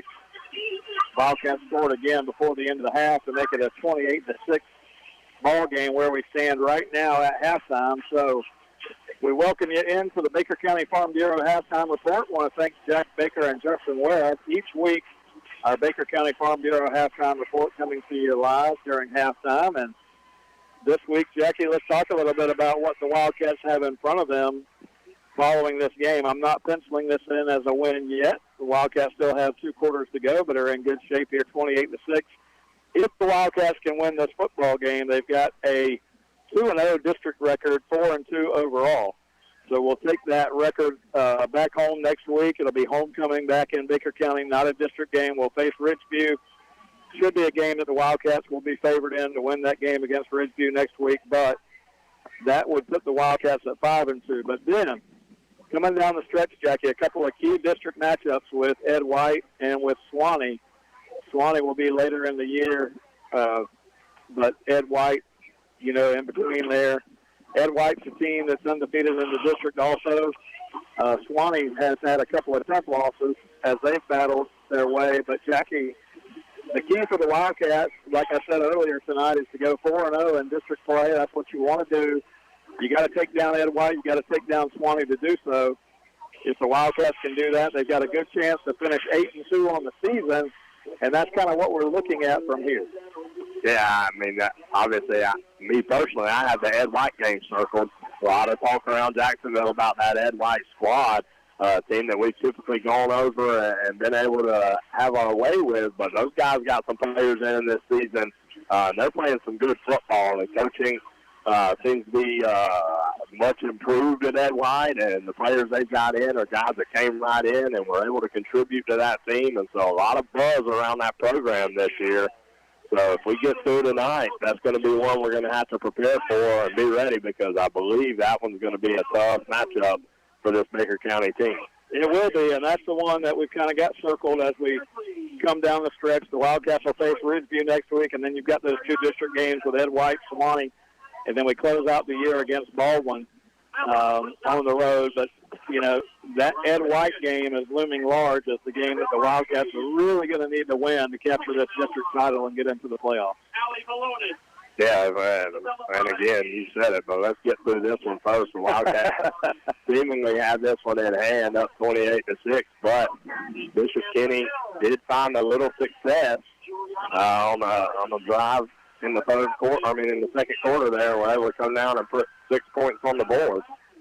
So Wildcat defense, they're going to get that figured out, and hopefully this offense gets it back together. Couldn't really do much in between the tackles in that second quarter, so going to work that offensive line, figure the kinks out, and get out, and hopefully just light the scoreboard up, Mike. And the big key that you just said, the big key in the second half for the Cats, Bishop Kenny will get the ball to start the second half. You don't want to give them any momentum in this football game in front of their home crowd. So if the Wildcat defense can hold serve after the second half kickoff and the offense can get another score on the board, I feel good about our chances to get out of here with a win tonight, 28-6 the lead. Jackie, let's talk a little college football. A couple of games of interest for sure tomorrow that we'll be keeping our eye on. None bigger. Not sure if you saw this one coming before the season started, but none bigger than noon kickoff up in Athens, Georgia tomorrow. The Hogs, the Arkansas Razorbacks, have started the year 4-0. One of those wins against the Texas Longhorns. They've looked pretty impressive in their 4 wins this year. They go on the road to Georgia tomorrow, a 16-point underdog at Georgia, because Georgia, obviously, looking very strong. They scored 60-something points against Vanderbilt last week, and that's got their folks fired up. But 2 undefeated SEC squads going at it tomorrow at Athens. Arkansas on the road 4-0. You know how those noon kicks go. The noon kicks, you never know what you're going to see. But, hey, talk to me, Jackie. Arkansas finds themselves ranked in the top 10 this week. Can they go on the road and pull any kind of surprise in Athens tomorrow? Listen, at the start of the season, nobody had that game circled or highlighted or starred. That wasn't anywhere to be expected. But a couple good wins by Arkansas. I'm not sure how good Texas and Texas A&M are, but I'm in the top 10. But I think Georgia's just got too much firepower for them. And I told you before the game, if Arkansas can keep it close, maybe they are the real deal. Well, you just don't know. This is one of those games that, you get a lot of talk early on about this team, about that team, and of course, yes, Arkansas is 4-0, and you just said it. They have beaten Texas. They have beaten Texas A&M. A couple of teams that, if you're watching their progress, have played pretty well at times themselves. So Arkansas couple of good wins. Georgia hanging their hat, obviously, on the first win against Clemson, but since then have been rolling pretty well, and Clemson not doing so well. You know, I told you last week, watch out for NC State, and they got Clemson. So I'm watching this game tomorrow at noon, but I'm kind of with you. I think Georgia's going to have enough firepower to pull ahead of this game probably comfortably in the second half and send Arkansas back to thinking about some other event. Yeah, let me tell you, you hit the nail on the head, Mike. The first game of the season, Clemson was the greatest team to ever step foot on this planet. And, my goodness, the Georgia Bulldogs pulled it out with all 4 Heisman quarterbacks in the game. And now the daggum Clemson Tigers aren't even in the top 25. Or if they are, they're barely hanging on. So maybe this might be the first true test for that Georgia team, Mike. Well, yeah, I don't know. I have to watch it. 12 o'clock kickoff tomorrow. It'll be one to watch. Then at 3:30, Jackie, the 3:30 CBS game tomorrow, Lane Kiffin, certainly one of the better coaches in the SEC ranks. He's got that Ole Miss team ranked in the top 12, a team that's 3-0 on the year, a team with Matt Corral as the quarterback, are putting up some impressive numbers on the offensive side of the ball. The biggest problem here is that they've got to go to Tuscaloosa. It's going to be a rowdy environment.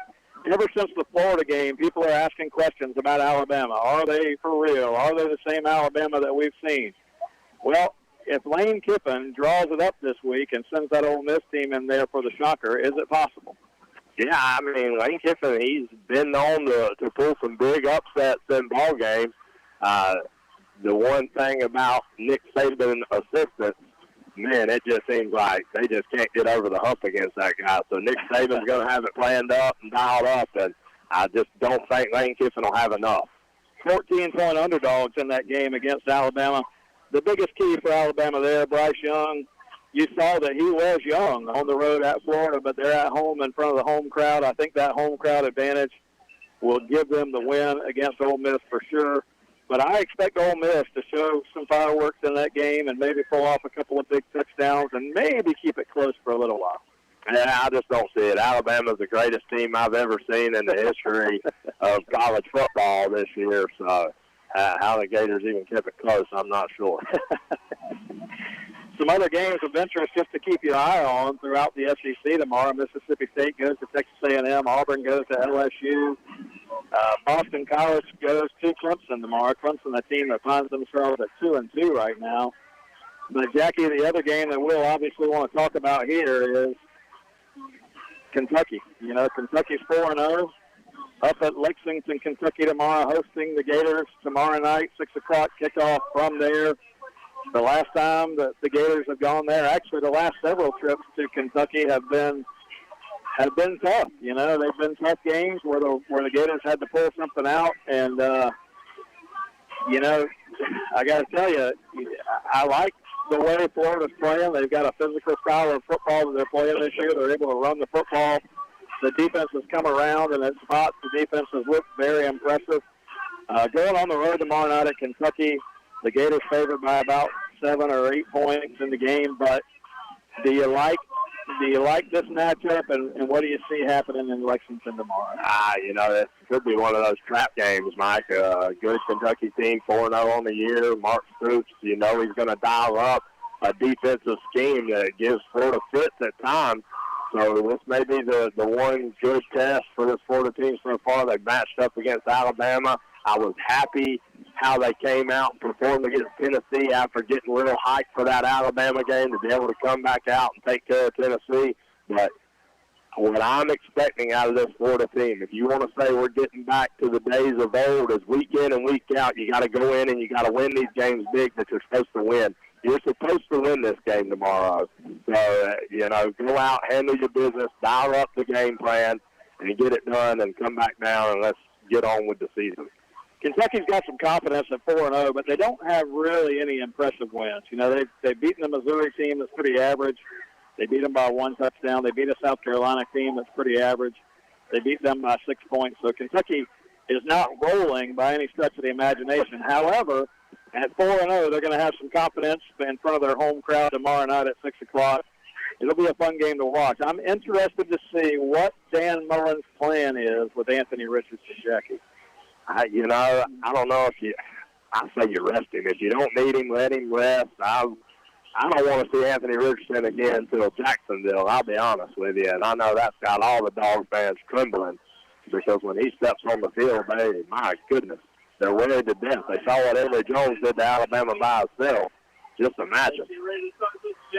Wildcats have it teed up. Thank you for listening in to the Baker County Farm Bureau halftime report. Blake Mays is going to kick it deep here to the Crusaders. They're going to take it around the 15-yard line, and the Wildcat cover is going to stop them around the 20 to 21-yard line, and that's where Bishop Kenny will put it in play to start the second half. And, Jackie, thanks to all the fans for listening in to the Baker County Farm Bureau halftime report. Some good games to keep an eye on tomorrow. Bruce down in 10, Bishop Kenny. I just got word in, too. I don't know how many people are familiar that 1010XL calls the Bishop Kenny games, and we've actually got more viewers and listeners than them tonight. So we appreciate everybody listening in to WFBB. Are you surprised? First down and 10, Bishop Kenny. Rezar in the shotgun, two receivers to the left. He's going to hand it off straight ahead to the running back out of the backfield. They're going to try to work the running game here to start the second half, and they pick up about 4 yards on first down. Pick up 4 yards there, and that may be what the talk at halftime was, guys. We got to get more physical. If we're going to have any success, they got to know we're going to punch back a little bit and come right out and pick up 4 yards there on first down with just a run right in between the tackles. Second down, call it 6. Rezar in the shotgun again. He's going to split 3 receivers this time out to the left-hand side, the strong side of the field. Rezar takes the snap. They're going to run the football again straight ahead against this Wildcat defense, and they're going to get it out to the 28-yard line. A pickup of about 3 yards on the play. They'll set up a third down and 2. Third and 2 here, and so this is a big third down. Number 22 for the Crusaders is the running back. He's the feature back here, and they're actually going to spot this ball out closer to the 29, so they're showing only a third and 1, so he picked up almost 5 on that last play. One back in the backfield, that's Miller, along with Rezar. Third down and 1. They're going to run the football again straight ahead against this Wildcat defense, and they're met at the line of scrimmage, but they might have picked up just enough for the first down to get it across the 30. Yeah, he was able to squeeze through there and move the chains that time. So this Wildcat defense comes out of halftime, gives up a first down there, but Bishop Kenny electing just to keep it inside the tackles here. Trying to punch it down, which is normally the strength for this Wildcat defense, but spreading them out to do it. Third down play gets just enough right on the 30-yard line for the first down. It'll be first and 10 from there. Rezar again in the shotgun. One back in the backfield, 2 to the left, 2 to the right. First down play. They send a man in motion. Going to run the ball straight ahead again, and this time the Wildcats meet him at the line of scrimmage, so not much on the first down carry, maybe 1 yard. Yeah, nothing doing that time, so that's a great start there on this series for the Wildcat defense, and that's what we're used to seeing. As soon as the running back gets a hold of the football, Wildcat defenders all over him there. Second down and 9. Bishop Kenny content to try to slow things down here, see if they can get a drive going, running the football against this Wildcat team. Second down and 9. Rezar in the shotgun this time. 3 receivers to the right-hand side. He drops straight back to throw. Fires one right, and it's going to be incomplete. A little bit too high for his intended receiver. It'll be third and long, and that's not the situation you want to be in for Kenny. No, and it was a very similar play they ran in the first half and had some success on, just favor right out of the backfield. And that time, Rezar just not able to get it out there to him. Throws the ball out of bounds, and so they're going to bring up a 3rd and 9 situation. So this Wildcat defense, an early opportunity here in the second half to get off the field. Third down and 9. Bishop Kenny getting the play call in from the sideline. 9:23 to go in the third quarter. 28-6. The Wildcats on top. After the incompletion, Bishop Kenny taking some time to get this play in. Changing some personnel. They're going to have to hurry, and now they're going to call a timeout. Timeout, Bishop Kenny. they didn't have the right personnel. They kept changing some guys in and out, Jackie, and the coaching staff saw the play clock running down to 10, and they had to burn a timeout. Yeah, and I tell you, I saw the White Hats signal for the clock to start running after that incomplete pass. Sometimes I don't know if I don't understand the rules of high school football or if these referees don't, because there was 9:29 left on the clock after that incompletion, and now he wound the clock, and it's got down to 9:12 before Bishop Kenny takes the timeout. Yeah, Jackie, that's a question that you just asked. It's very deep. You know, we could spend a lot of time talking about officiating and what we've seen over the years, but if we get started on that, we'll go down a deep rabbit hole. Yeah, that's it. I don't want any part of it. I can assure you, I wouldn't be out there. But all I'm asking is if you're willing to take the time to do it, at least be halfway decent at it. 3rd down and 9. Rezar in the shotgun now. 2 receivers left, 2 to the right. Rezar, straight drop. Looking to throw. Fires one down the right sideline. A high catch. He went up and made the catch across the 40 to the 42-yard line, and that was number 81. He was key in the first half. That's Jackson Bennett, and they get the first down play on a pass play to the right side out to the 43-yard line. First down, Bishop Kenny. My goodness, that's very frustrating because there's nothing flashy about that play at all. Just send a guy right to the marker, and nobody picks him up. And Rezar had plenty of time to throw. He was comfortable back there on that play, and he's been under heavy pressure tonight. First down play, they're going to go back to running the football. This time Rezar fakes it, goes around the right side, and he's going to be upended right at the line of scrimmage. No gain on the play. Good tackle coming from the secondary that time by the Cats. Yeah, DeHaven Clark, man, we've seen him pop some guys, and that time Rezar, he just met DeHaven Clark and what he can do. They give him a yard out to the 44-yard line. It'll be 2nd down and 9 from there. Rezar looks okay. He took a good hit that time from Clark. Clark went down, got him, tackled him the way he's supposed to, up into him right there, a yard upfield. It'll be 2nd and 9. Bishop Kenny taking their time on this drive. They realize the importance of this opening drive of the second half. Down 28-6. Rezar, this time he's under pressure. He's going to get hit and sacked. Wildcat defense all over Rezar in the backfield. He had no time to set his feet, and it'll be 3rd down and about 17. Oh, man, Avery Spurlock that time. Right up the gut. 45, Big Chaz from linebacker, Orlando Holland. All of them just having a party that time in the Bishop Kenny backfield and lay a lick on Rezar. 3rd down. They need to get it all the way to the Wildcat 47 for a first down. They're back at their own 36. They need 17. 3rd down play. Rezar in the gun. Calls for the ball. He's under pressure. They're going to throw a little underneath screen. The receiver's not running. He's across midfield and a flag down behind the play. Some of the fans here saw the holding call behind the play, and this one's going to come back. He got close to the first down yardage. Well, design play, though, by Bishop Kenny, just another screen pass that time. Normally you see like 2 or 3 linemen come down the block on that screen pass. It looked like Bishop Kenny had 7 or 8 guys ready to set up the wall for Tabor. And he made one little cutback move and was able to pick up the first down. But like you called, this should be coming back. The block in the back, it looks like.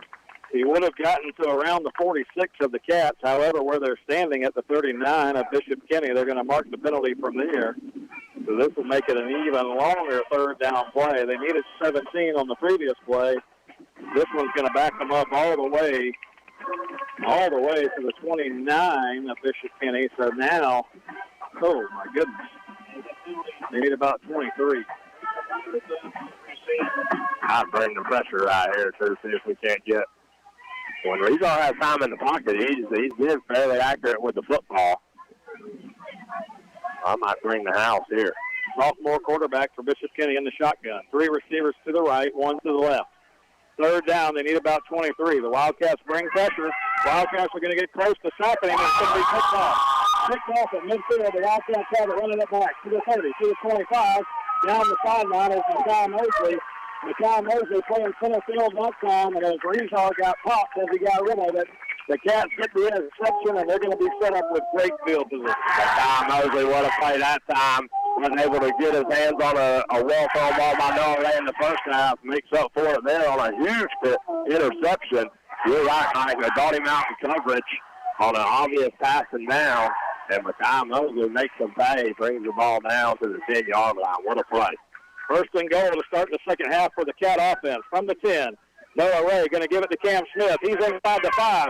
Cam Smith down to the 3-yard line and hit right there, and he'll be tackled at the 3. It'll be second and goal from there. 7-yard gain on first down. Cam Smith met Baylor Newsome at the 3-yard line, and Baylor Newsome won the battle at the 3, but second and goal from there. Cats try to run it again through the middle of the defense with Cam Smith, and he's going to be stopped at the 2-yard line.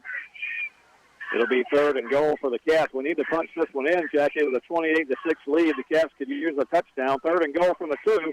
Toss to the left side to Cam Smith, and he's going to be hit back around the 5-yard line and pushed backwards. We tried a little toss sweep to get Cam Smith to the edge, and Bishop Kenny read it all the way, back him up to the 4. It'll be fourth and goal from the 4-yard line, and we're going to send in the kicking unit. That's frustrating. My goodness. And listen, man, it's the same stuff you deal with in Little League football. If one guy makes a block on the outside right there, Cam Smith's bringing free.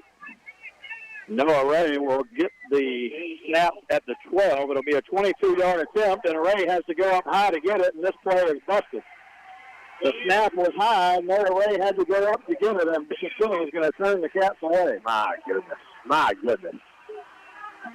That's a frustrating series there. You get all the way down. Interception by Makai Mosley takes them down to the 10-yard line. Cam Smith takes them down to the 3, and then one missed block and a high snap. And Bishop Kenny, you're going to walk away with no points here. And Bishop Kenny, with the momentum, thinking they stopped you, when in all reality, you just killed yourself. Well, and you listen, Jackie, I shared with you before the game. I mean, the Wildcats have had opportunity after opportunity in the red zone this year, and there have been times when we should have taken it, should have scored, and again, here's another one of those examples where you got a chance to put this game away, really. It could have been 35-6. We come away with no points. We don't even get to attempt the field goal with the high snap, so now Bishop Kenny's going to get it back. Now, the Wildcat defense continuing to play really good football. We've held them to 6 points tonight. They've got to drive the length of the field. You know, I like our chances, Jackie, but you like to see those opportunities capitalized on. Yeah, there's no doubt about it. Still 28-6, 5:33 left in the third, but you did everything right. You did everything you were supposed to do to give yourself an opportunity, and then you just didn't get it. You didn't execute what we were trying to do there, and that's frustrating because there's going to come a time, just like in the Minden game, where that execution may end up costing you the game. From the 10-yard line, Bishop Kenny with the football now. Rezar in the gun. Calls for the football. They're going to try to run the football again against this Wildcat defense. They push the pile out, maybe a yard, maybe 2 yards. Not much doing there. Bishop Kenny wants to try to run the football in this second half and shorten the game somewhat, but if you're going to do that, you got to get within a couple of touchdowns. Well, and that was the other thing I was going to mention, not scoring there. Bishop Kenny seems like they've elected to let's just see how much time we can run off so this thing doesn't get out of hand.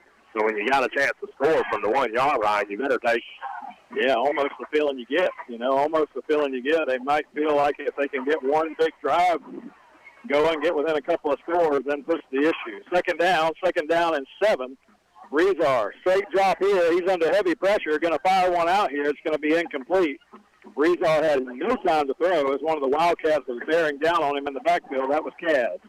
Yeah, big Kaz right in Rezar's face that time, and he wanted to throw it way before he wanted to, and Orlando Holland and Toby Kinghorn out there in coverage. But again, letting Tabor slip around out there. Third down upcoming, third down and 7. Bishop Kenny with the football at their own 12-yard line. 4:48 to go in the third quarter. Cats on top 28-6. The game that would put the Wildcats to a 2-0 record in district play if we can get out of here with the win. Looking good so far. I think we need to get another touchdown at some point. Third down, here we go. Third down and 7. And the whistles blow, and another timeout for Bishop Kenny. They burn their second timeout here in the third quarter. Yeah, not where you want to be when you're down 28-6 for sure. Burning timeout in the third quarter. Great atmosphere here tonight at Bishop Kenny High School. The Wildcats brought the band, and they're rocking to our left, and our cheerleaders in front here doing a good job. Bishop Kenny across the way, a good crowd here tonight. This is what high school football is all about, Jack. Yeah, absolutely. What a great atmosphere to come out and play some football on a Friday night, man. These kids, we talked about it, what a venue this is over here at Bishop Kenny. Something you'll talk about for a long time, being able to play right here on the river, right across from where your professional team plays. Yeah, that's what you want to call what they do. Last night had a chance on the road facing the Bengals, Joe Burrow against Trevor Lawrence, all the hype, but when it came down to it, a Florida Gator won the game for the Bengals. Evan Beerson, the kicker, and the Jaguars 19 in a row now that they've lost. Oh man, what's the record in the Super Bowl there? I think it's 20. I think if we lose another one, we will have surpassed the worst losing streak in the Super Bowl era. Third down play now. Bishop Kenny back to the line of scrimmage. Third down. Rezar under heavy pressure again. He's hitting the backfield again.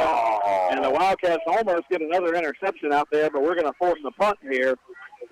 And Bishop Kenny's punter is going to be standing somewhere around his own end zone here to get rid of this, so you would think we'd get good field position. And Jamil Jones and Haven Clark giving Kaz a hard time, showing him how to go up and grab hold of that football in uncharted territory out there. Yeah, you don't see Kaz back in coverage very often. That was a good play, though. He was all over that football and almost came up with another interception. Wildcats return man stands back right at midfield. The punter is in the end zone. He's going to get a high kick here, a high kick. It's going to come down right around midfield and take a backwards roll, so the Wildcats get the benefit of the bounce here, and we'll have good field position at the 41-yard line. Let's take a 30-second timeout. Cats on top 28-6. You're listening to Wildcat Football on WFBB. Hi, this is Larry Birkins of Birkins Chevrolet in McClenny. It is truly an honor to help make these Wildcat radio broadcasts possible. Birkins Chevrolet with sales and service 6 days a week. Cars, trucks, SUVs, certified used cars. We help customers establish or reestablish credit. Thank you, Wildcat fans. From Larry Birkins at Birkins Chevrolet, US 90 in the heart of McClenny. Online at BirkinsChevy.com.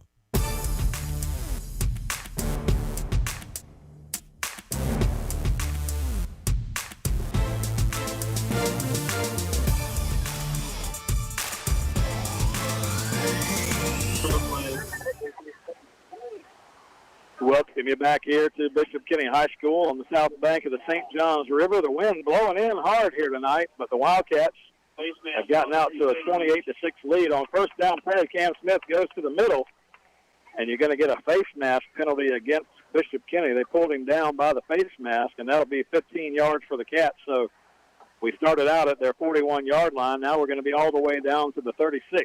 And that's what we were just talking about, opportunities here. You started with good field position. Now it's going to be even better.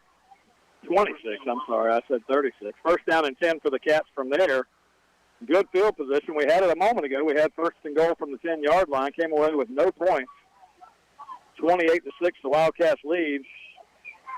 Trying to put another one in the end zone here. First down play from the 26. Noah Ray calls for the ball. Going to give it to Cam Smith running to the left, and Cam Smith's going to fight his way down inside the 25. He might have gotten to the 23 for a 3 or 4 yard gain.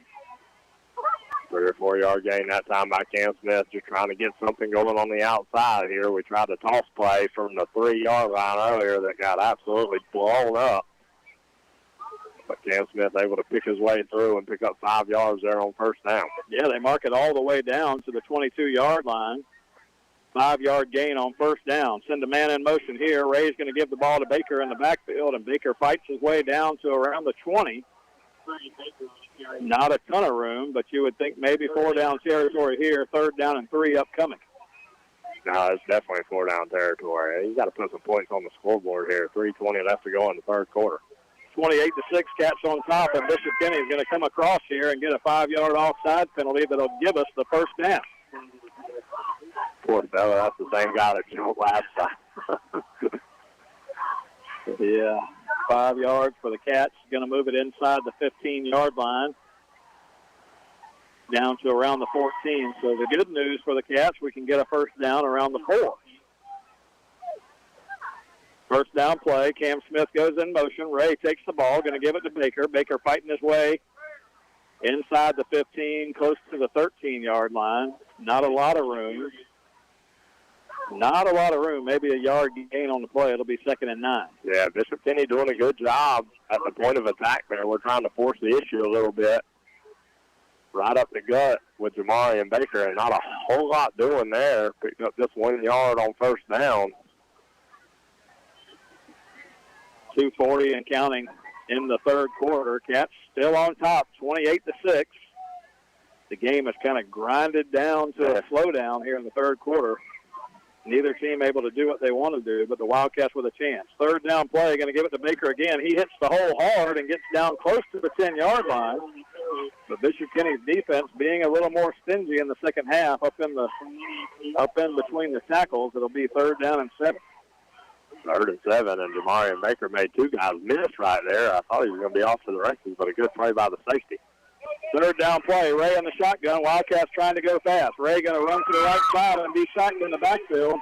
A nice play by number 24 for Bishop Kenny. That's Baylor Newsom. And Baylor sacks the quarterback for the Crusaders. Oh, I don't know how you... I don't know. I don't know how you say anything good about that when you've been down there twice now and they've turned you away. How you get excited about that attempt. Well, Blake May is on to attempt a 34-yard field goal. The snap is down and the kick is blocked. And Bishop Kenny is going to recover the kick right there at the 27-yard line. The snap was better this time, but the ball was placed down. Bishop Kenny got a great rush, and they blocked the field goal. And it's been close all night long, and that time they get to it, that one takes a little longer to get down. And so, once again, turned away with absolutely no points when you've been inside the 15-yard line of Bishop Kenny twice in the third quarter. And that's what we talk about. You know, I hate beating a dead horse, but we've talked about opportunities this Cat offense has had this year, and at times they've stalled. We've stalled twice in the second half here with great field position. And Bishop Kenny going to get the ball back. 1:21 to go in the third quarter. Wildcats on top, 28-6, but Bishop Kenny gets the ball back after the blocked field goal. They run a little underneath screen, and they're going to get the ball out to around the 30-yard line. Number 81 has caught several passes tonight, Jackson Burnett. He catches this one for a 3-yard gain, and the clock's going to run under a minute to go in the third quarter. Yeah, 1 minute to go here in the third quarter, and you called it just kind of a grinding halt here. The start of this game, I thought the Wildcats, first 2 plays, we go down and score, and now just nothing doing in the run game and nothing doing much offensively at all here in the third quarter. 52 seconds to go in the third quarter. Rezar in the shotgun, drops straight back to throw. He's got time this time. He's going to roll to his right and throw one out of bounds. He had plenty of time, but had nobody open. Great coverage that time. Hey, here's the thing, Jackie. 1 quarter left here. The Cats are on top 28-6, and here's the thing. The defense has bailed this team out all year long. And, again, good quality play from this defense again here tonight. And it makes you feel like when you're on top 28-6 early in the second quarter that, a team really has a hard time coming back against you, and they do. The defense plays so well, but you still need that offense to click and grind. Well, we've seen it a couple times this year where you let teams hang around and you let them hang around, and then all of a sudden it gets down to the fourth quarter, and what seemed like a game you were in control of, all of a sudden it's close. Third down play for the Crusaders. Rezar in the shotgun. Straight drop. He's under pressure. The Cats are going to get back there. Starlock causing a fumble, but Bishop Kenny going to pick it up and advance it to the 32-yard line. It'll be short of the first down. Wildcats another chance that time at a turnover. Couldn't quite get our hands on it. Bishop Kenny jumps on it. No, that time defensive tackle Razor had a lot of time there, but just kept driving, and they finally got to him and forced the fumble. And so Bishop Kenny's going to let the clock run out here in the third quarter. Well, they roll the pocket. You know, they roll the pocket trying to give Rezar a little more time, but that Wildcat pass rush will get you eventually. And you saw it there again, causing the fumble. It'll be fourth down for Bishop Kenny to start the fourth quarter, and that'll be the end of the third here. So let's take a 1-minute timeout. You're listening to Wildcat Football on WFBB. For over 50 years, Dependable Heating and Air Conditioning has been serving the community of McClenny. They provide quality air conditioning, HVAC, and electrical work to the residents of McClenny and the surrounding areas. The phone number for Dependable Heating and Air Conditioning is 259-6546. Oscar and Susie Gray would like to say, go Wildcats. Again, that's Dependable Heating and Air Conditioning, 259-6546. Dual State Real Estate is a proud supporter of Wildcat football. We offer home and land sales as well as property management in Florida and Georgia. Come in for a free consultation and we'll show you how to get up to 16% more for your property. Mention this ad and we'll give you free buyer representation. Don't hesitate, call Dual State, owned and operated by Sabrina Thrift. Call us today at 904-397-0263 or check us out at dualstaterealestate.com.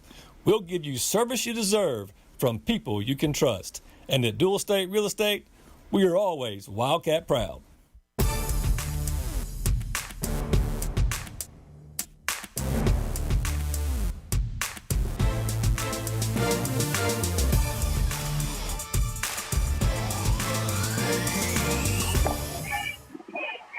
Well, we start in the fourth quarter here with the Wildcats still on top 28-6, and Bishop Kenny going to take the punt here, and that's not going to work out well for them. They snap it to the up man, trying to force the issue here and get a first down against the Cats, but the Cats read that all the way, and we're going to get a turnover on downs after the fake punt. Here's what I can understand, Mike. And I go back to Kirby Smart putting Justin Fields on the field on 4th and long there. In a situation where everybody in the stadium knows that it's probably going to be a fake punt, or this is a great opportunity for a fake punt right here, why not just put your offense out there and say, you know what, we're going to try to pick up a first down here. Wildcats will take it inside Crusader territory on 1st and 10. And we try to run the middle again and again. Jamarian Baker finding a hard time up in the middle of that defense against the Crusaders. 2nd down and 9. And you got to really tip your cap to Bishop Kenny for shutting the running game down since the early part of the football game. No, that's what I mean. It's very frustrating. We thought we were going to run for a bunch tonight after the first 2 plays, and now they have stymied this run game. 2nd down and 9, 11:20 to go in the football game. Noah Ray under pressure going to fire one out here, and it's going to fall incomplete. He was looking for a receiver down around the 30-yard line, and it's going to be incomplete, and the Wildcats will be in a 3rd down and long situation. So for all the positive that happened in the first half with the Wildcats getting out to this big lead, 28-6, in the second half, the offense just is not moving. I thought the 2012 Gators, Mike. Just keep the defense out there. Maybe they'll score some points. 3rd down play, 3rd and 9. Noah Ray, straight drop. He's got time to fire one down there. The catch is made inside the 10 and a touchdown. Amazing. Wildcats can't run the football up the middle against Bishop Kenny, so we go over the top. Touchdown pass. Is that J-Mod Ruiz? J-Mod Ruiz, for what a strike that time by Noah Ray. That's 2 beautiful balls he's thrown to J-Mod Ruiz, and J-Mod Ruiz scores it. Well, that's where we talked about the speed difference in this football game, Jackie, and the Wildcats took advantage of the speed that time. J-Mod Ruiz got down the field. Blake Mays adds the extra point as it goes down the middle, and the Wildcats take a 35-6 lead now against Bishop Kenny, and you can breathe a little easier. My goodness, yeah. And not that I thought the game was in question. I can breathe because I was so frustrated after these last couple series down here in Bishop Kenny territory. where we couldn't get anything going. And that time, Coach Mays dials it up, and the Wildcat offensive line protects Noah Ray. He throws a strike, and J. Mob Lewis does the rest. Well, it always starts on the front end. You've got to give the quarterback time, and with Noah Ray having time, he was able to find J. Mob Lewis, who got free in the secondary, caught the ball inside the 10-yard line, took it into the end zone. Another passing touchdown tonight for the Wildcats. They've got 2 of them. They just Bishop Kenny has no answer whatsoever for J. Mob Lewis. Blake Mays has it teed up at the 40-yard line. The Cats now extend the lead to 35-6. Kick it deep here. The return man's going to take it from inside the 5, lateral to the other man coming around the corner. But a good tackle by Orlando Holland on the far sideline over there against that return. And so Bishop Kenny, a little razzle-dazzle on the kickoff return, but not going to get much out of it. It'll be 1st and 10 from right at the 20-yard line.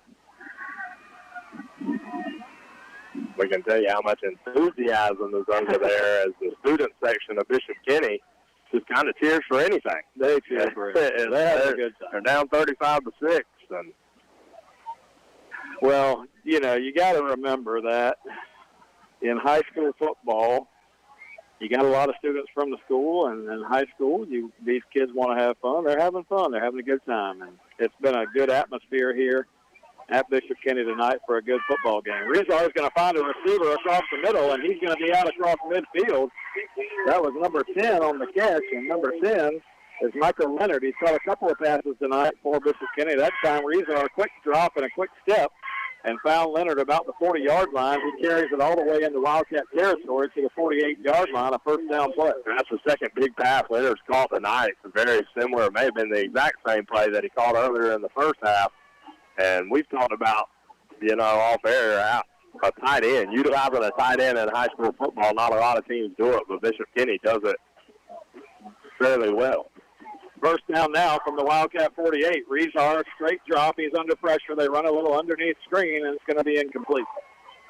Looking for 81 that time, Burnett. He's caught a few passes tonight, but this time it's incomplete, and Rizar has just been under some heavy duress back there in the backfield all night. Yeah, just can't. He has no time here in this second half to really plant his feet and throw a good ball. He had some success in the first half, and the Wildcats are just all over him now. Coach Kennedy dialing up the pressure, but that defensive front wearing down that offensive line of Bishop Kenny and all in Rizar's face. Second down and 10 from the Wildcat 48. Rizar, straight drop again, looking to throw. Going to fire one out to the left-hand side. It's going to be incomplete out of bounds.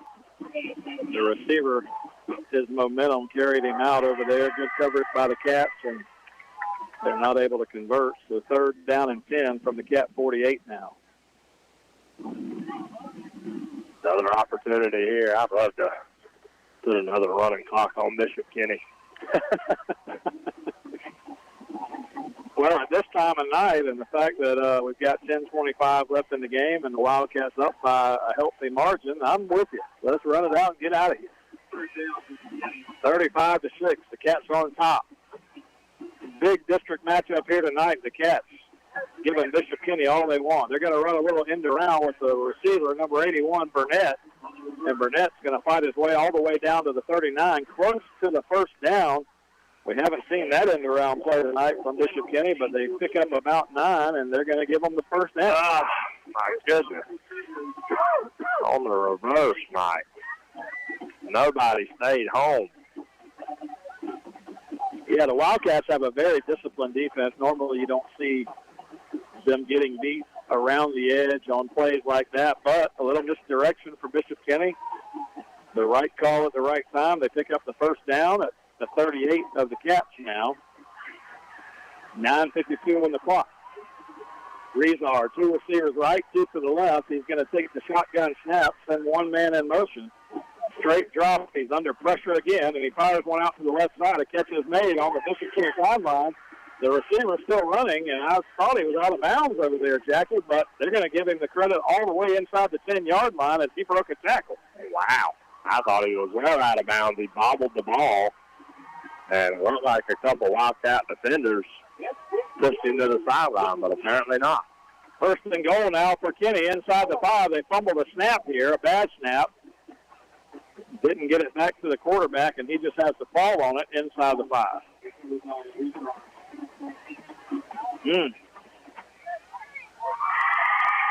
So now Bishop Kenny second down and goal. Why is the clock stopped now?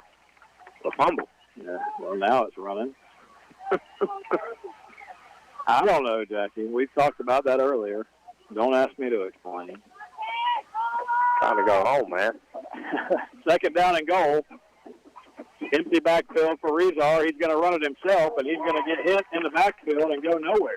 There's a Tressler that time was not fooled at all. Tressler back there. Wildcats converging on the play. Cass was back there with him. It'll be third down and goal. They had it inside the 5, and 2 plays in a row have gone backwards. So now third down and goal from about the 8-yard line. Bishop Kenny trying to dial up a big play here, trailing 35-6 in this ball game. Clock's going to go under 8 minutes to go on this possession. Yes, with a big lead. Third down play, Rezar, straight drop, fires one to the right side. Got a catch made at the 7, and number 81, Burnett, is going to reach the ball across the end zone in the right corner here, and Bishop Kenny is going to score a touchdown. Oh, man.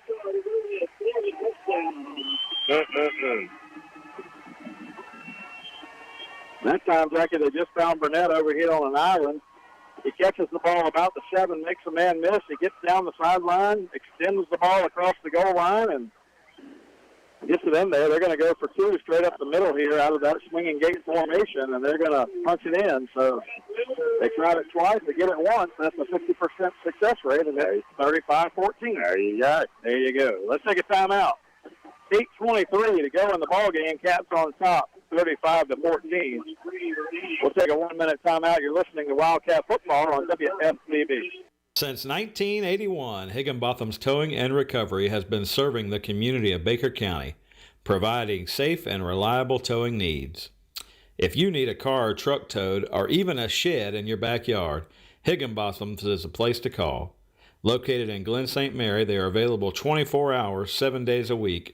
259-4375. That's 259-4375. The Higginbotham family is so excited to be a proud supporter of Wildcat football. Stay home. 2 words that everyone's saying these days. At Hometown Home Health, you can receive nursing and therapy services in the comfort of your own home. These services are covered by Medicare as well as most major insurance companies. Hometown Home Health has a true commitment to their community and is the only home health agency located in our hometown. It's your choice, so choose Hometown Home Health. Maddie and Kristen say, go Wildcats.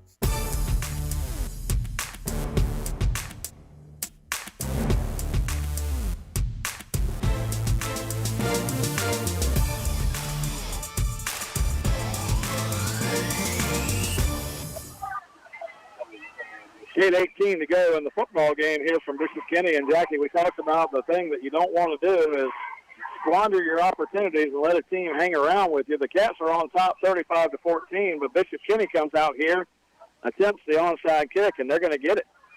Yeah, we had the hands team out there. It wasn't anything fancy. We knew it was coming, and just let that ball bounce around. Bishop Kenny's able to recover.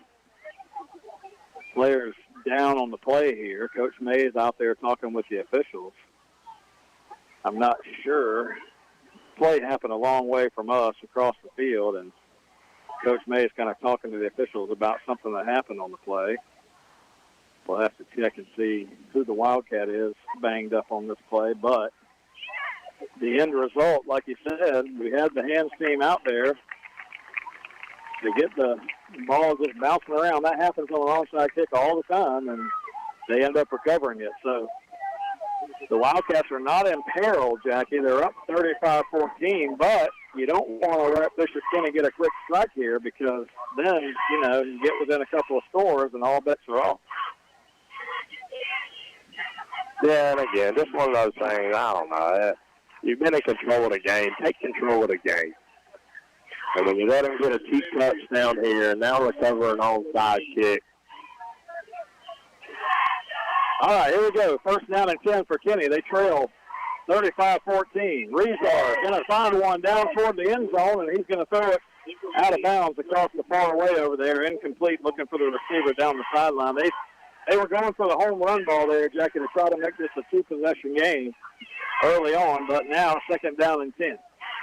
Yeah, good coverage that time by that Wildcat secondary. Those guys have been pretty locked down all year long. And no different tonight. A lot of these completions coming underneath for Rezar. A lot of students down there having fun. The Bishop Kenny cheerleaders are over here with the Wildcat cheerleaders, and they're just having a grand old time. Second down and 10 from the 48-yard line. Rezar in the gun, takes the snap, looking to set up the screen, and he almost threw it to a Wildcat. Yeah, I'm not sure who that was, but they played that perfectly. Defensive lineman there for the Wildcat. He saw screen all the way, went with the running back, and forces Rezar to throw it into the dirt. I wonder sometimes if the cheerleaders even know what the score is, Jack. They're having a blast down here. I don't know that high schoolers in general know what the score is unless they get on Twitter and see it. I can tell you, I've got a kid running around here somewhere, and I'm sure he doesn't know what the score is. Some of the players may not know what the score is. That may be true. Third down and 10. Rezar looks over the middle, looking for the home run ball. Catch with good coverage down there. Catch with good coverage down the middle and force an incompletion. And so Bishop Kenny gets the onside kick, but after 3 plays, Jackie, they go nowhere. Nah, and I'm going to tell you what, you do not want to throw jump balls up there Carlos Jefferson's side, I can assure you. Great coverage that time, and almost picked that ball off. Fourth down, Bishop Kenny's going to have to keep the offense on the field. 8:03 to go in the ball game.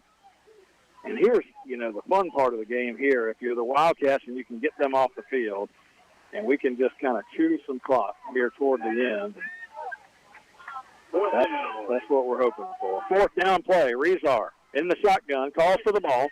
He's got time. He's going to look down the field. He's going to find a man right at the first down marker, and Burnett makes the catch and makes the Wildcats miss.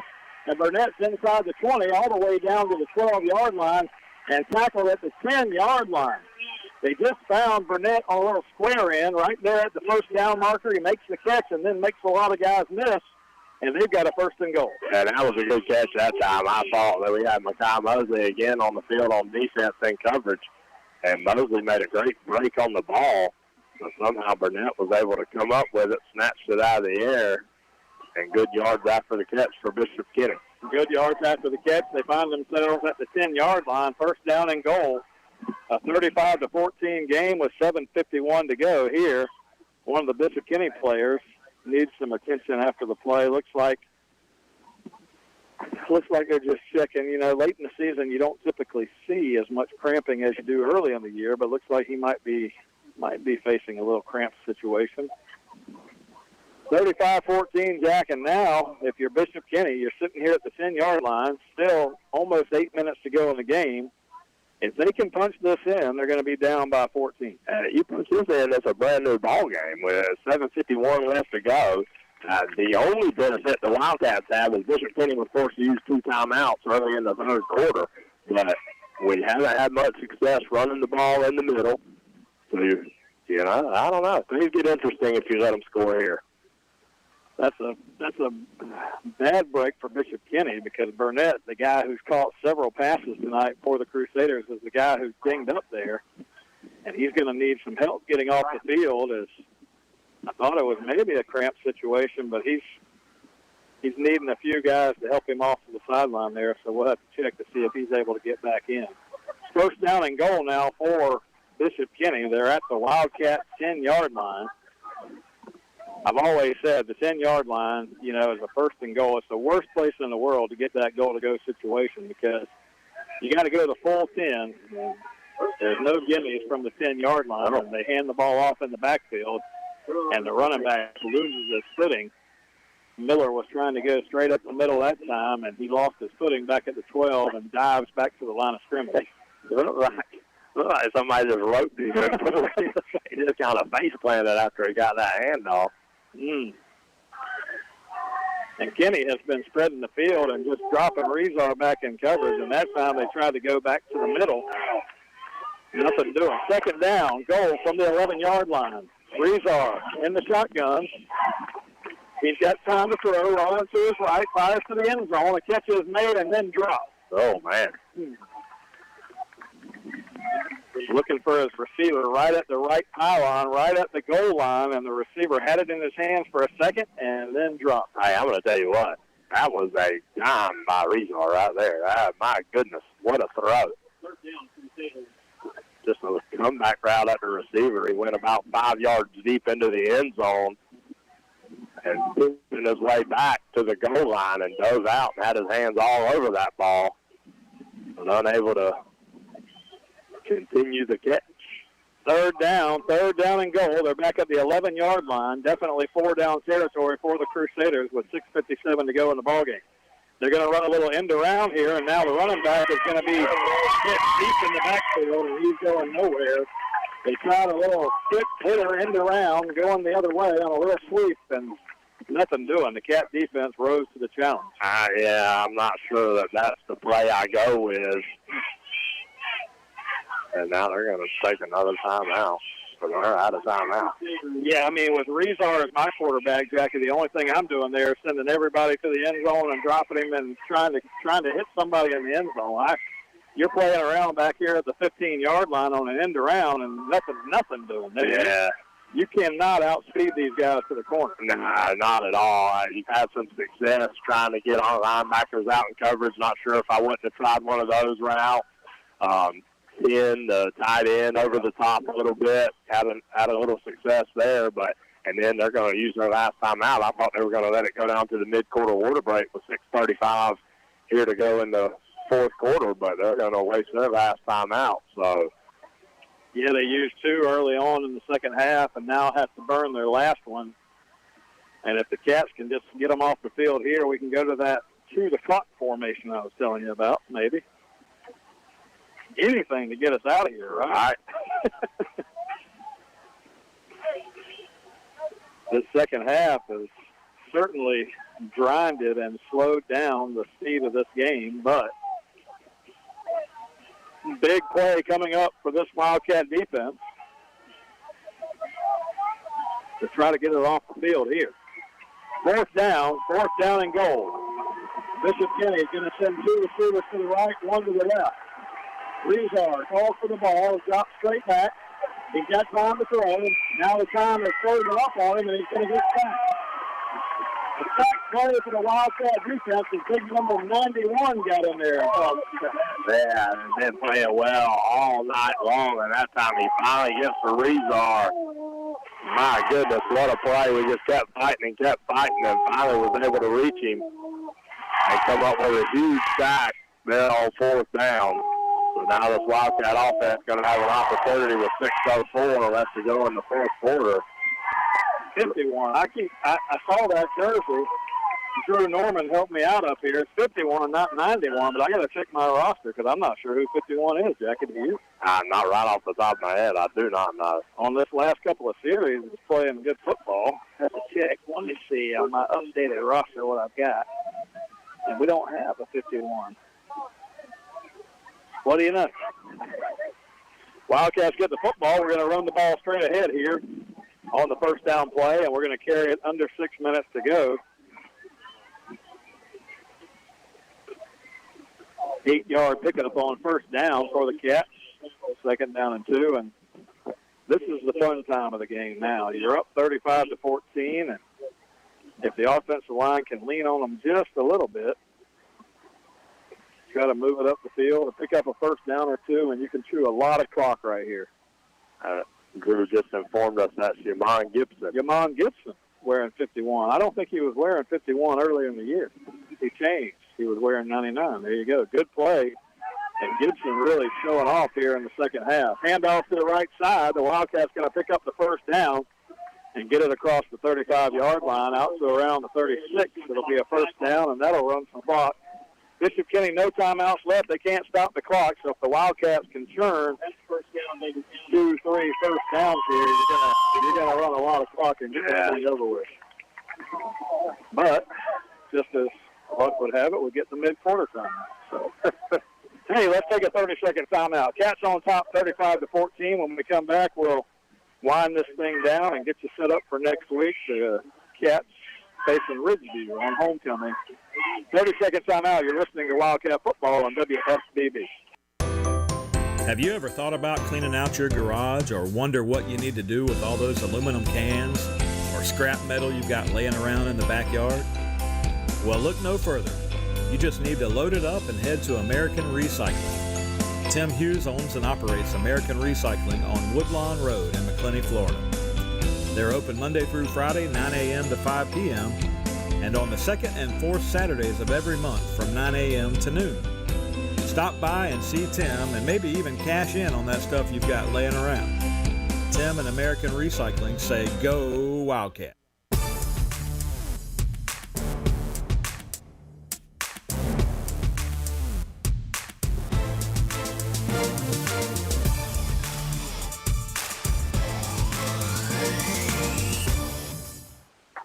First down play for the Cats from the 36-yard line here. From Bishop Kenny High School tonight, the Baker County Wildcats on the road in the district contest against these Bishop Kenny Crusaders.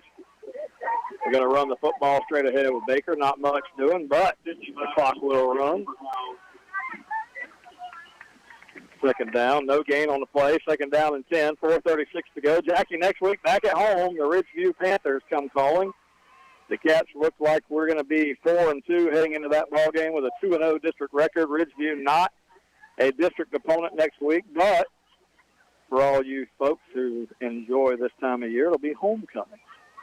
Homecoming. It'll be packed out stadium, the most it can fit until halftime. Once they crown the homecoming queen, then folks will just go talk about it. That's Starbucks. Second down and 10, handoff to the middle, and again, the Crusader defense meets the Wildcat there in the middle, and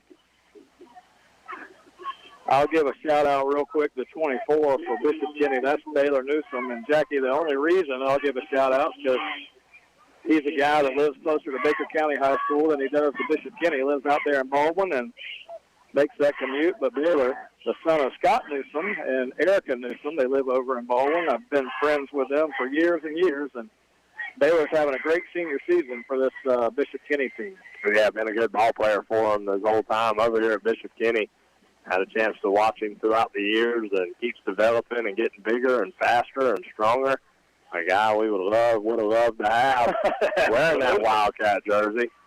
Third down play. Noah Ray is going to take a shot down the middle looking for J-Mod Lewis, and we're going to stop the clock with an incompletion with 3:08 to go. Yeah, I mean, anytime, with the rules in high school football nowadays, when you got guys living 10 miles from your campus, you'd like to see those guys with you. But, hey, his older brother played here at Bishop Kenny. They've been Bishop Kenny guys now for several years, so I hold no ill will. But I tell you, Newsom's having a good year for this Bishop Kenny team. One of those guys on the Kenny team looking for a place to go play in college, maybe. I'm hoping. Fair catch called for back there by Bishop Kenny. The Wildcats, we haven't punted the ball very much tonight. We've had opportunities inside the goal line where we, had a couple of field goal opportunities. We had one block. We had a high snap on one where it never got off the ground. And, I think if we think back through this course of this game, Jackie, that may be the first punt. Yeah, we punted one down. I felt like we should have downed inside the 10 earlier. But rolled back for a touchback. That's right. 2 punts on the night for the Wildcat team.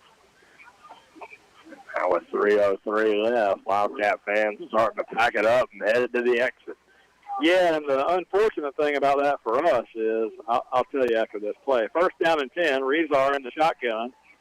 He's going to fire one over here to the right sideline. A catch is made. He's going to stay in bounds. The clock will continue to run. About a 6-yard gain. There's one way in and one way out here at Bishop Kenny, and what will happen now, Jackie, to me and you, is all these cars are going to stack up trying to get out there on Beach Boulevard to head back toward McClenny, and guess where we're going to be? Yeah. Back of the line. That's what's going to happen. Second down play. Rezar fires one down the middle. It's going to be almost intercepted by the Cats. Jefferson and the receiver kind of tangled up, and the receiver fell down, and that'll stop the clock with 2:35 to go. Great coverage that time by Jefferson, but you're right. Yeah, I'll tell you what, there has been for the last 10 years. There is one way out, and that's for the Wildcat victory. My goodness. Yeah, the Cats have had good success against these Crusaders. Going to win again here tonight. Third down play. They're firing one down the sideline here, and they're going to say it's incomplete on the Wildcat sideline. The receiver went up trying to make that catch, and it'll be fourth down. And if the Wildcats can get off the field on defense again here on this fourth down play, then that'll seal the deal, and the Cats can run this clock out. 2:27 to go. Carlos Jefferson again in coverage on that pass play. Doing a great job. Fourth down, Rezar in the shotgun, takes the snap, fires it to the left side, and it's going to be intercepted or incomplete. I thought Jamil Jones was taking it to the out. 2:23 to go. The Wildcat defense gets off the field. Bishop Kenny trails the Wildcats 35-14, and the Cats now on offense. Bishop Kenny, no timeouts. 2 minutes to go in the game. We should be able to milk this clock and get out of here with a win. Cats looking to move to 4-2. 4 wins against 2 losses on the year. Most importantly, though, this will give the Wildcats a 2-0 district record after the win against Bishop Kenny. As we look ahead to the rest of the season, I mentioned Ridgeview next week at home. The Wildcats should be a favorite in that game against Ridgeview, and then a couple weeks against Ed White, and then Swanee. And the Wildcats going to run one down the left sideline here. And I'm thinking run the clock out. We're thinking go get a touchdown. The Wildcats running back down the sideline all the way down inside the 20-yard line. James Smith found a little lane right there to the outside and took advantage of it. Does a smart thing, cuts back to the middle of the field, so he stays in bounds, and the clock's going to continue to run all the way to the 10-yard line where it's first and goal again. Under 2 minutes to go now in the ball game. The Wildcats can, and I think probably should, just take a knee and get this thing over with, but let's see what they do. Jackie, a lot going on in the sports world tomorrow. Are the youth Wildcats still playing, or are we done? No, we're still playing. We got two more weeks left of regular season football, so we're going to take on Fleming Island tomorrow. They're in Memorial Stadium. So downtown McClinney. Downtown McClinney. We've got a slate of games tomorrow. We're going to have 7 games in the stadium. Oh, my goodness. We're going to start at 9 a.m., and the last one will kick off at 8 a.m. tomorrow night. So do we have 7 teams? We have 11 teams. Oh, my goodness. Yeah, so 7 of them will be playing at home tomorrow. Well, what time do the Jackie Baker-led Wildcats take the field? So the 8U red team will kick off at noon, Mike. So you'll have to text me updates for the Arkansas-Georgia game as I'm out there trying to get another victory myself. Wildcats will go to victory formation here, take the knee, and take the win. The Wildcats 35 and Bishop Kenny 14. The Wildcats will move to 4-2 on the year, 2-0 in district play.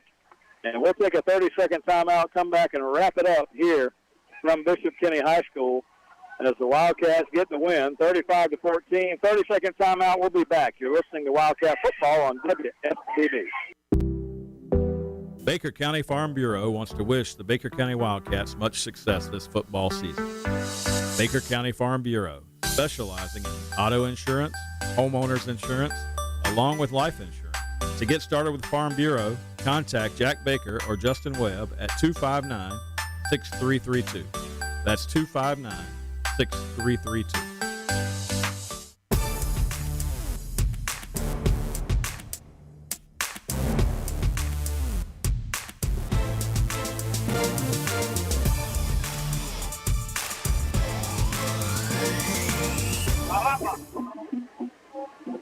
Now we come back to you here at Bishop Kenny High School. Started tonight's district matchup between the Baker County Wildcats and the hometown team, the Bishop Kenny Crusaders, here on the south bank of the St. Johns River. And the clock's hit zeros. The Cats win the football game 35-14 as the teams meet at the middle of the field to shake hands and fans start filing for the exits here, Jackie. A good win for the Cats, 35-14.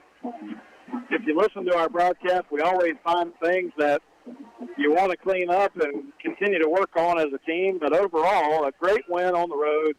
You move to 4-2 on the season and 2-0 in district play.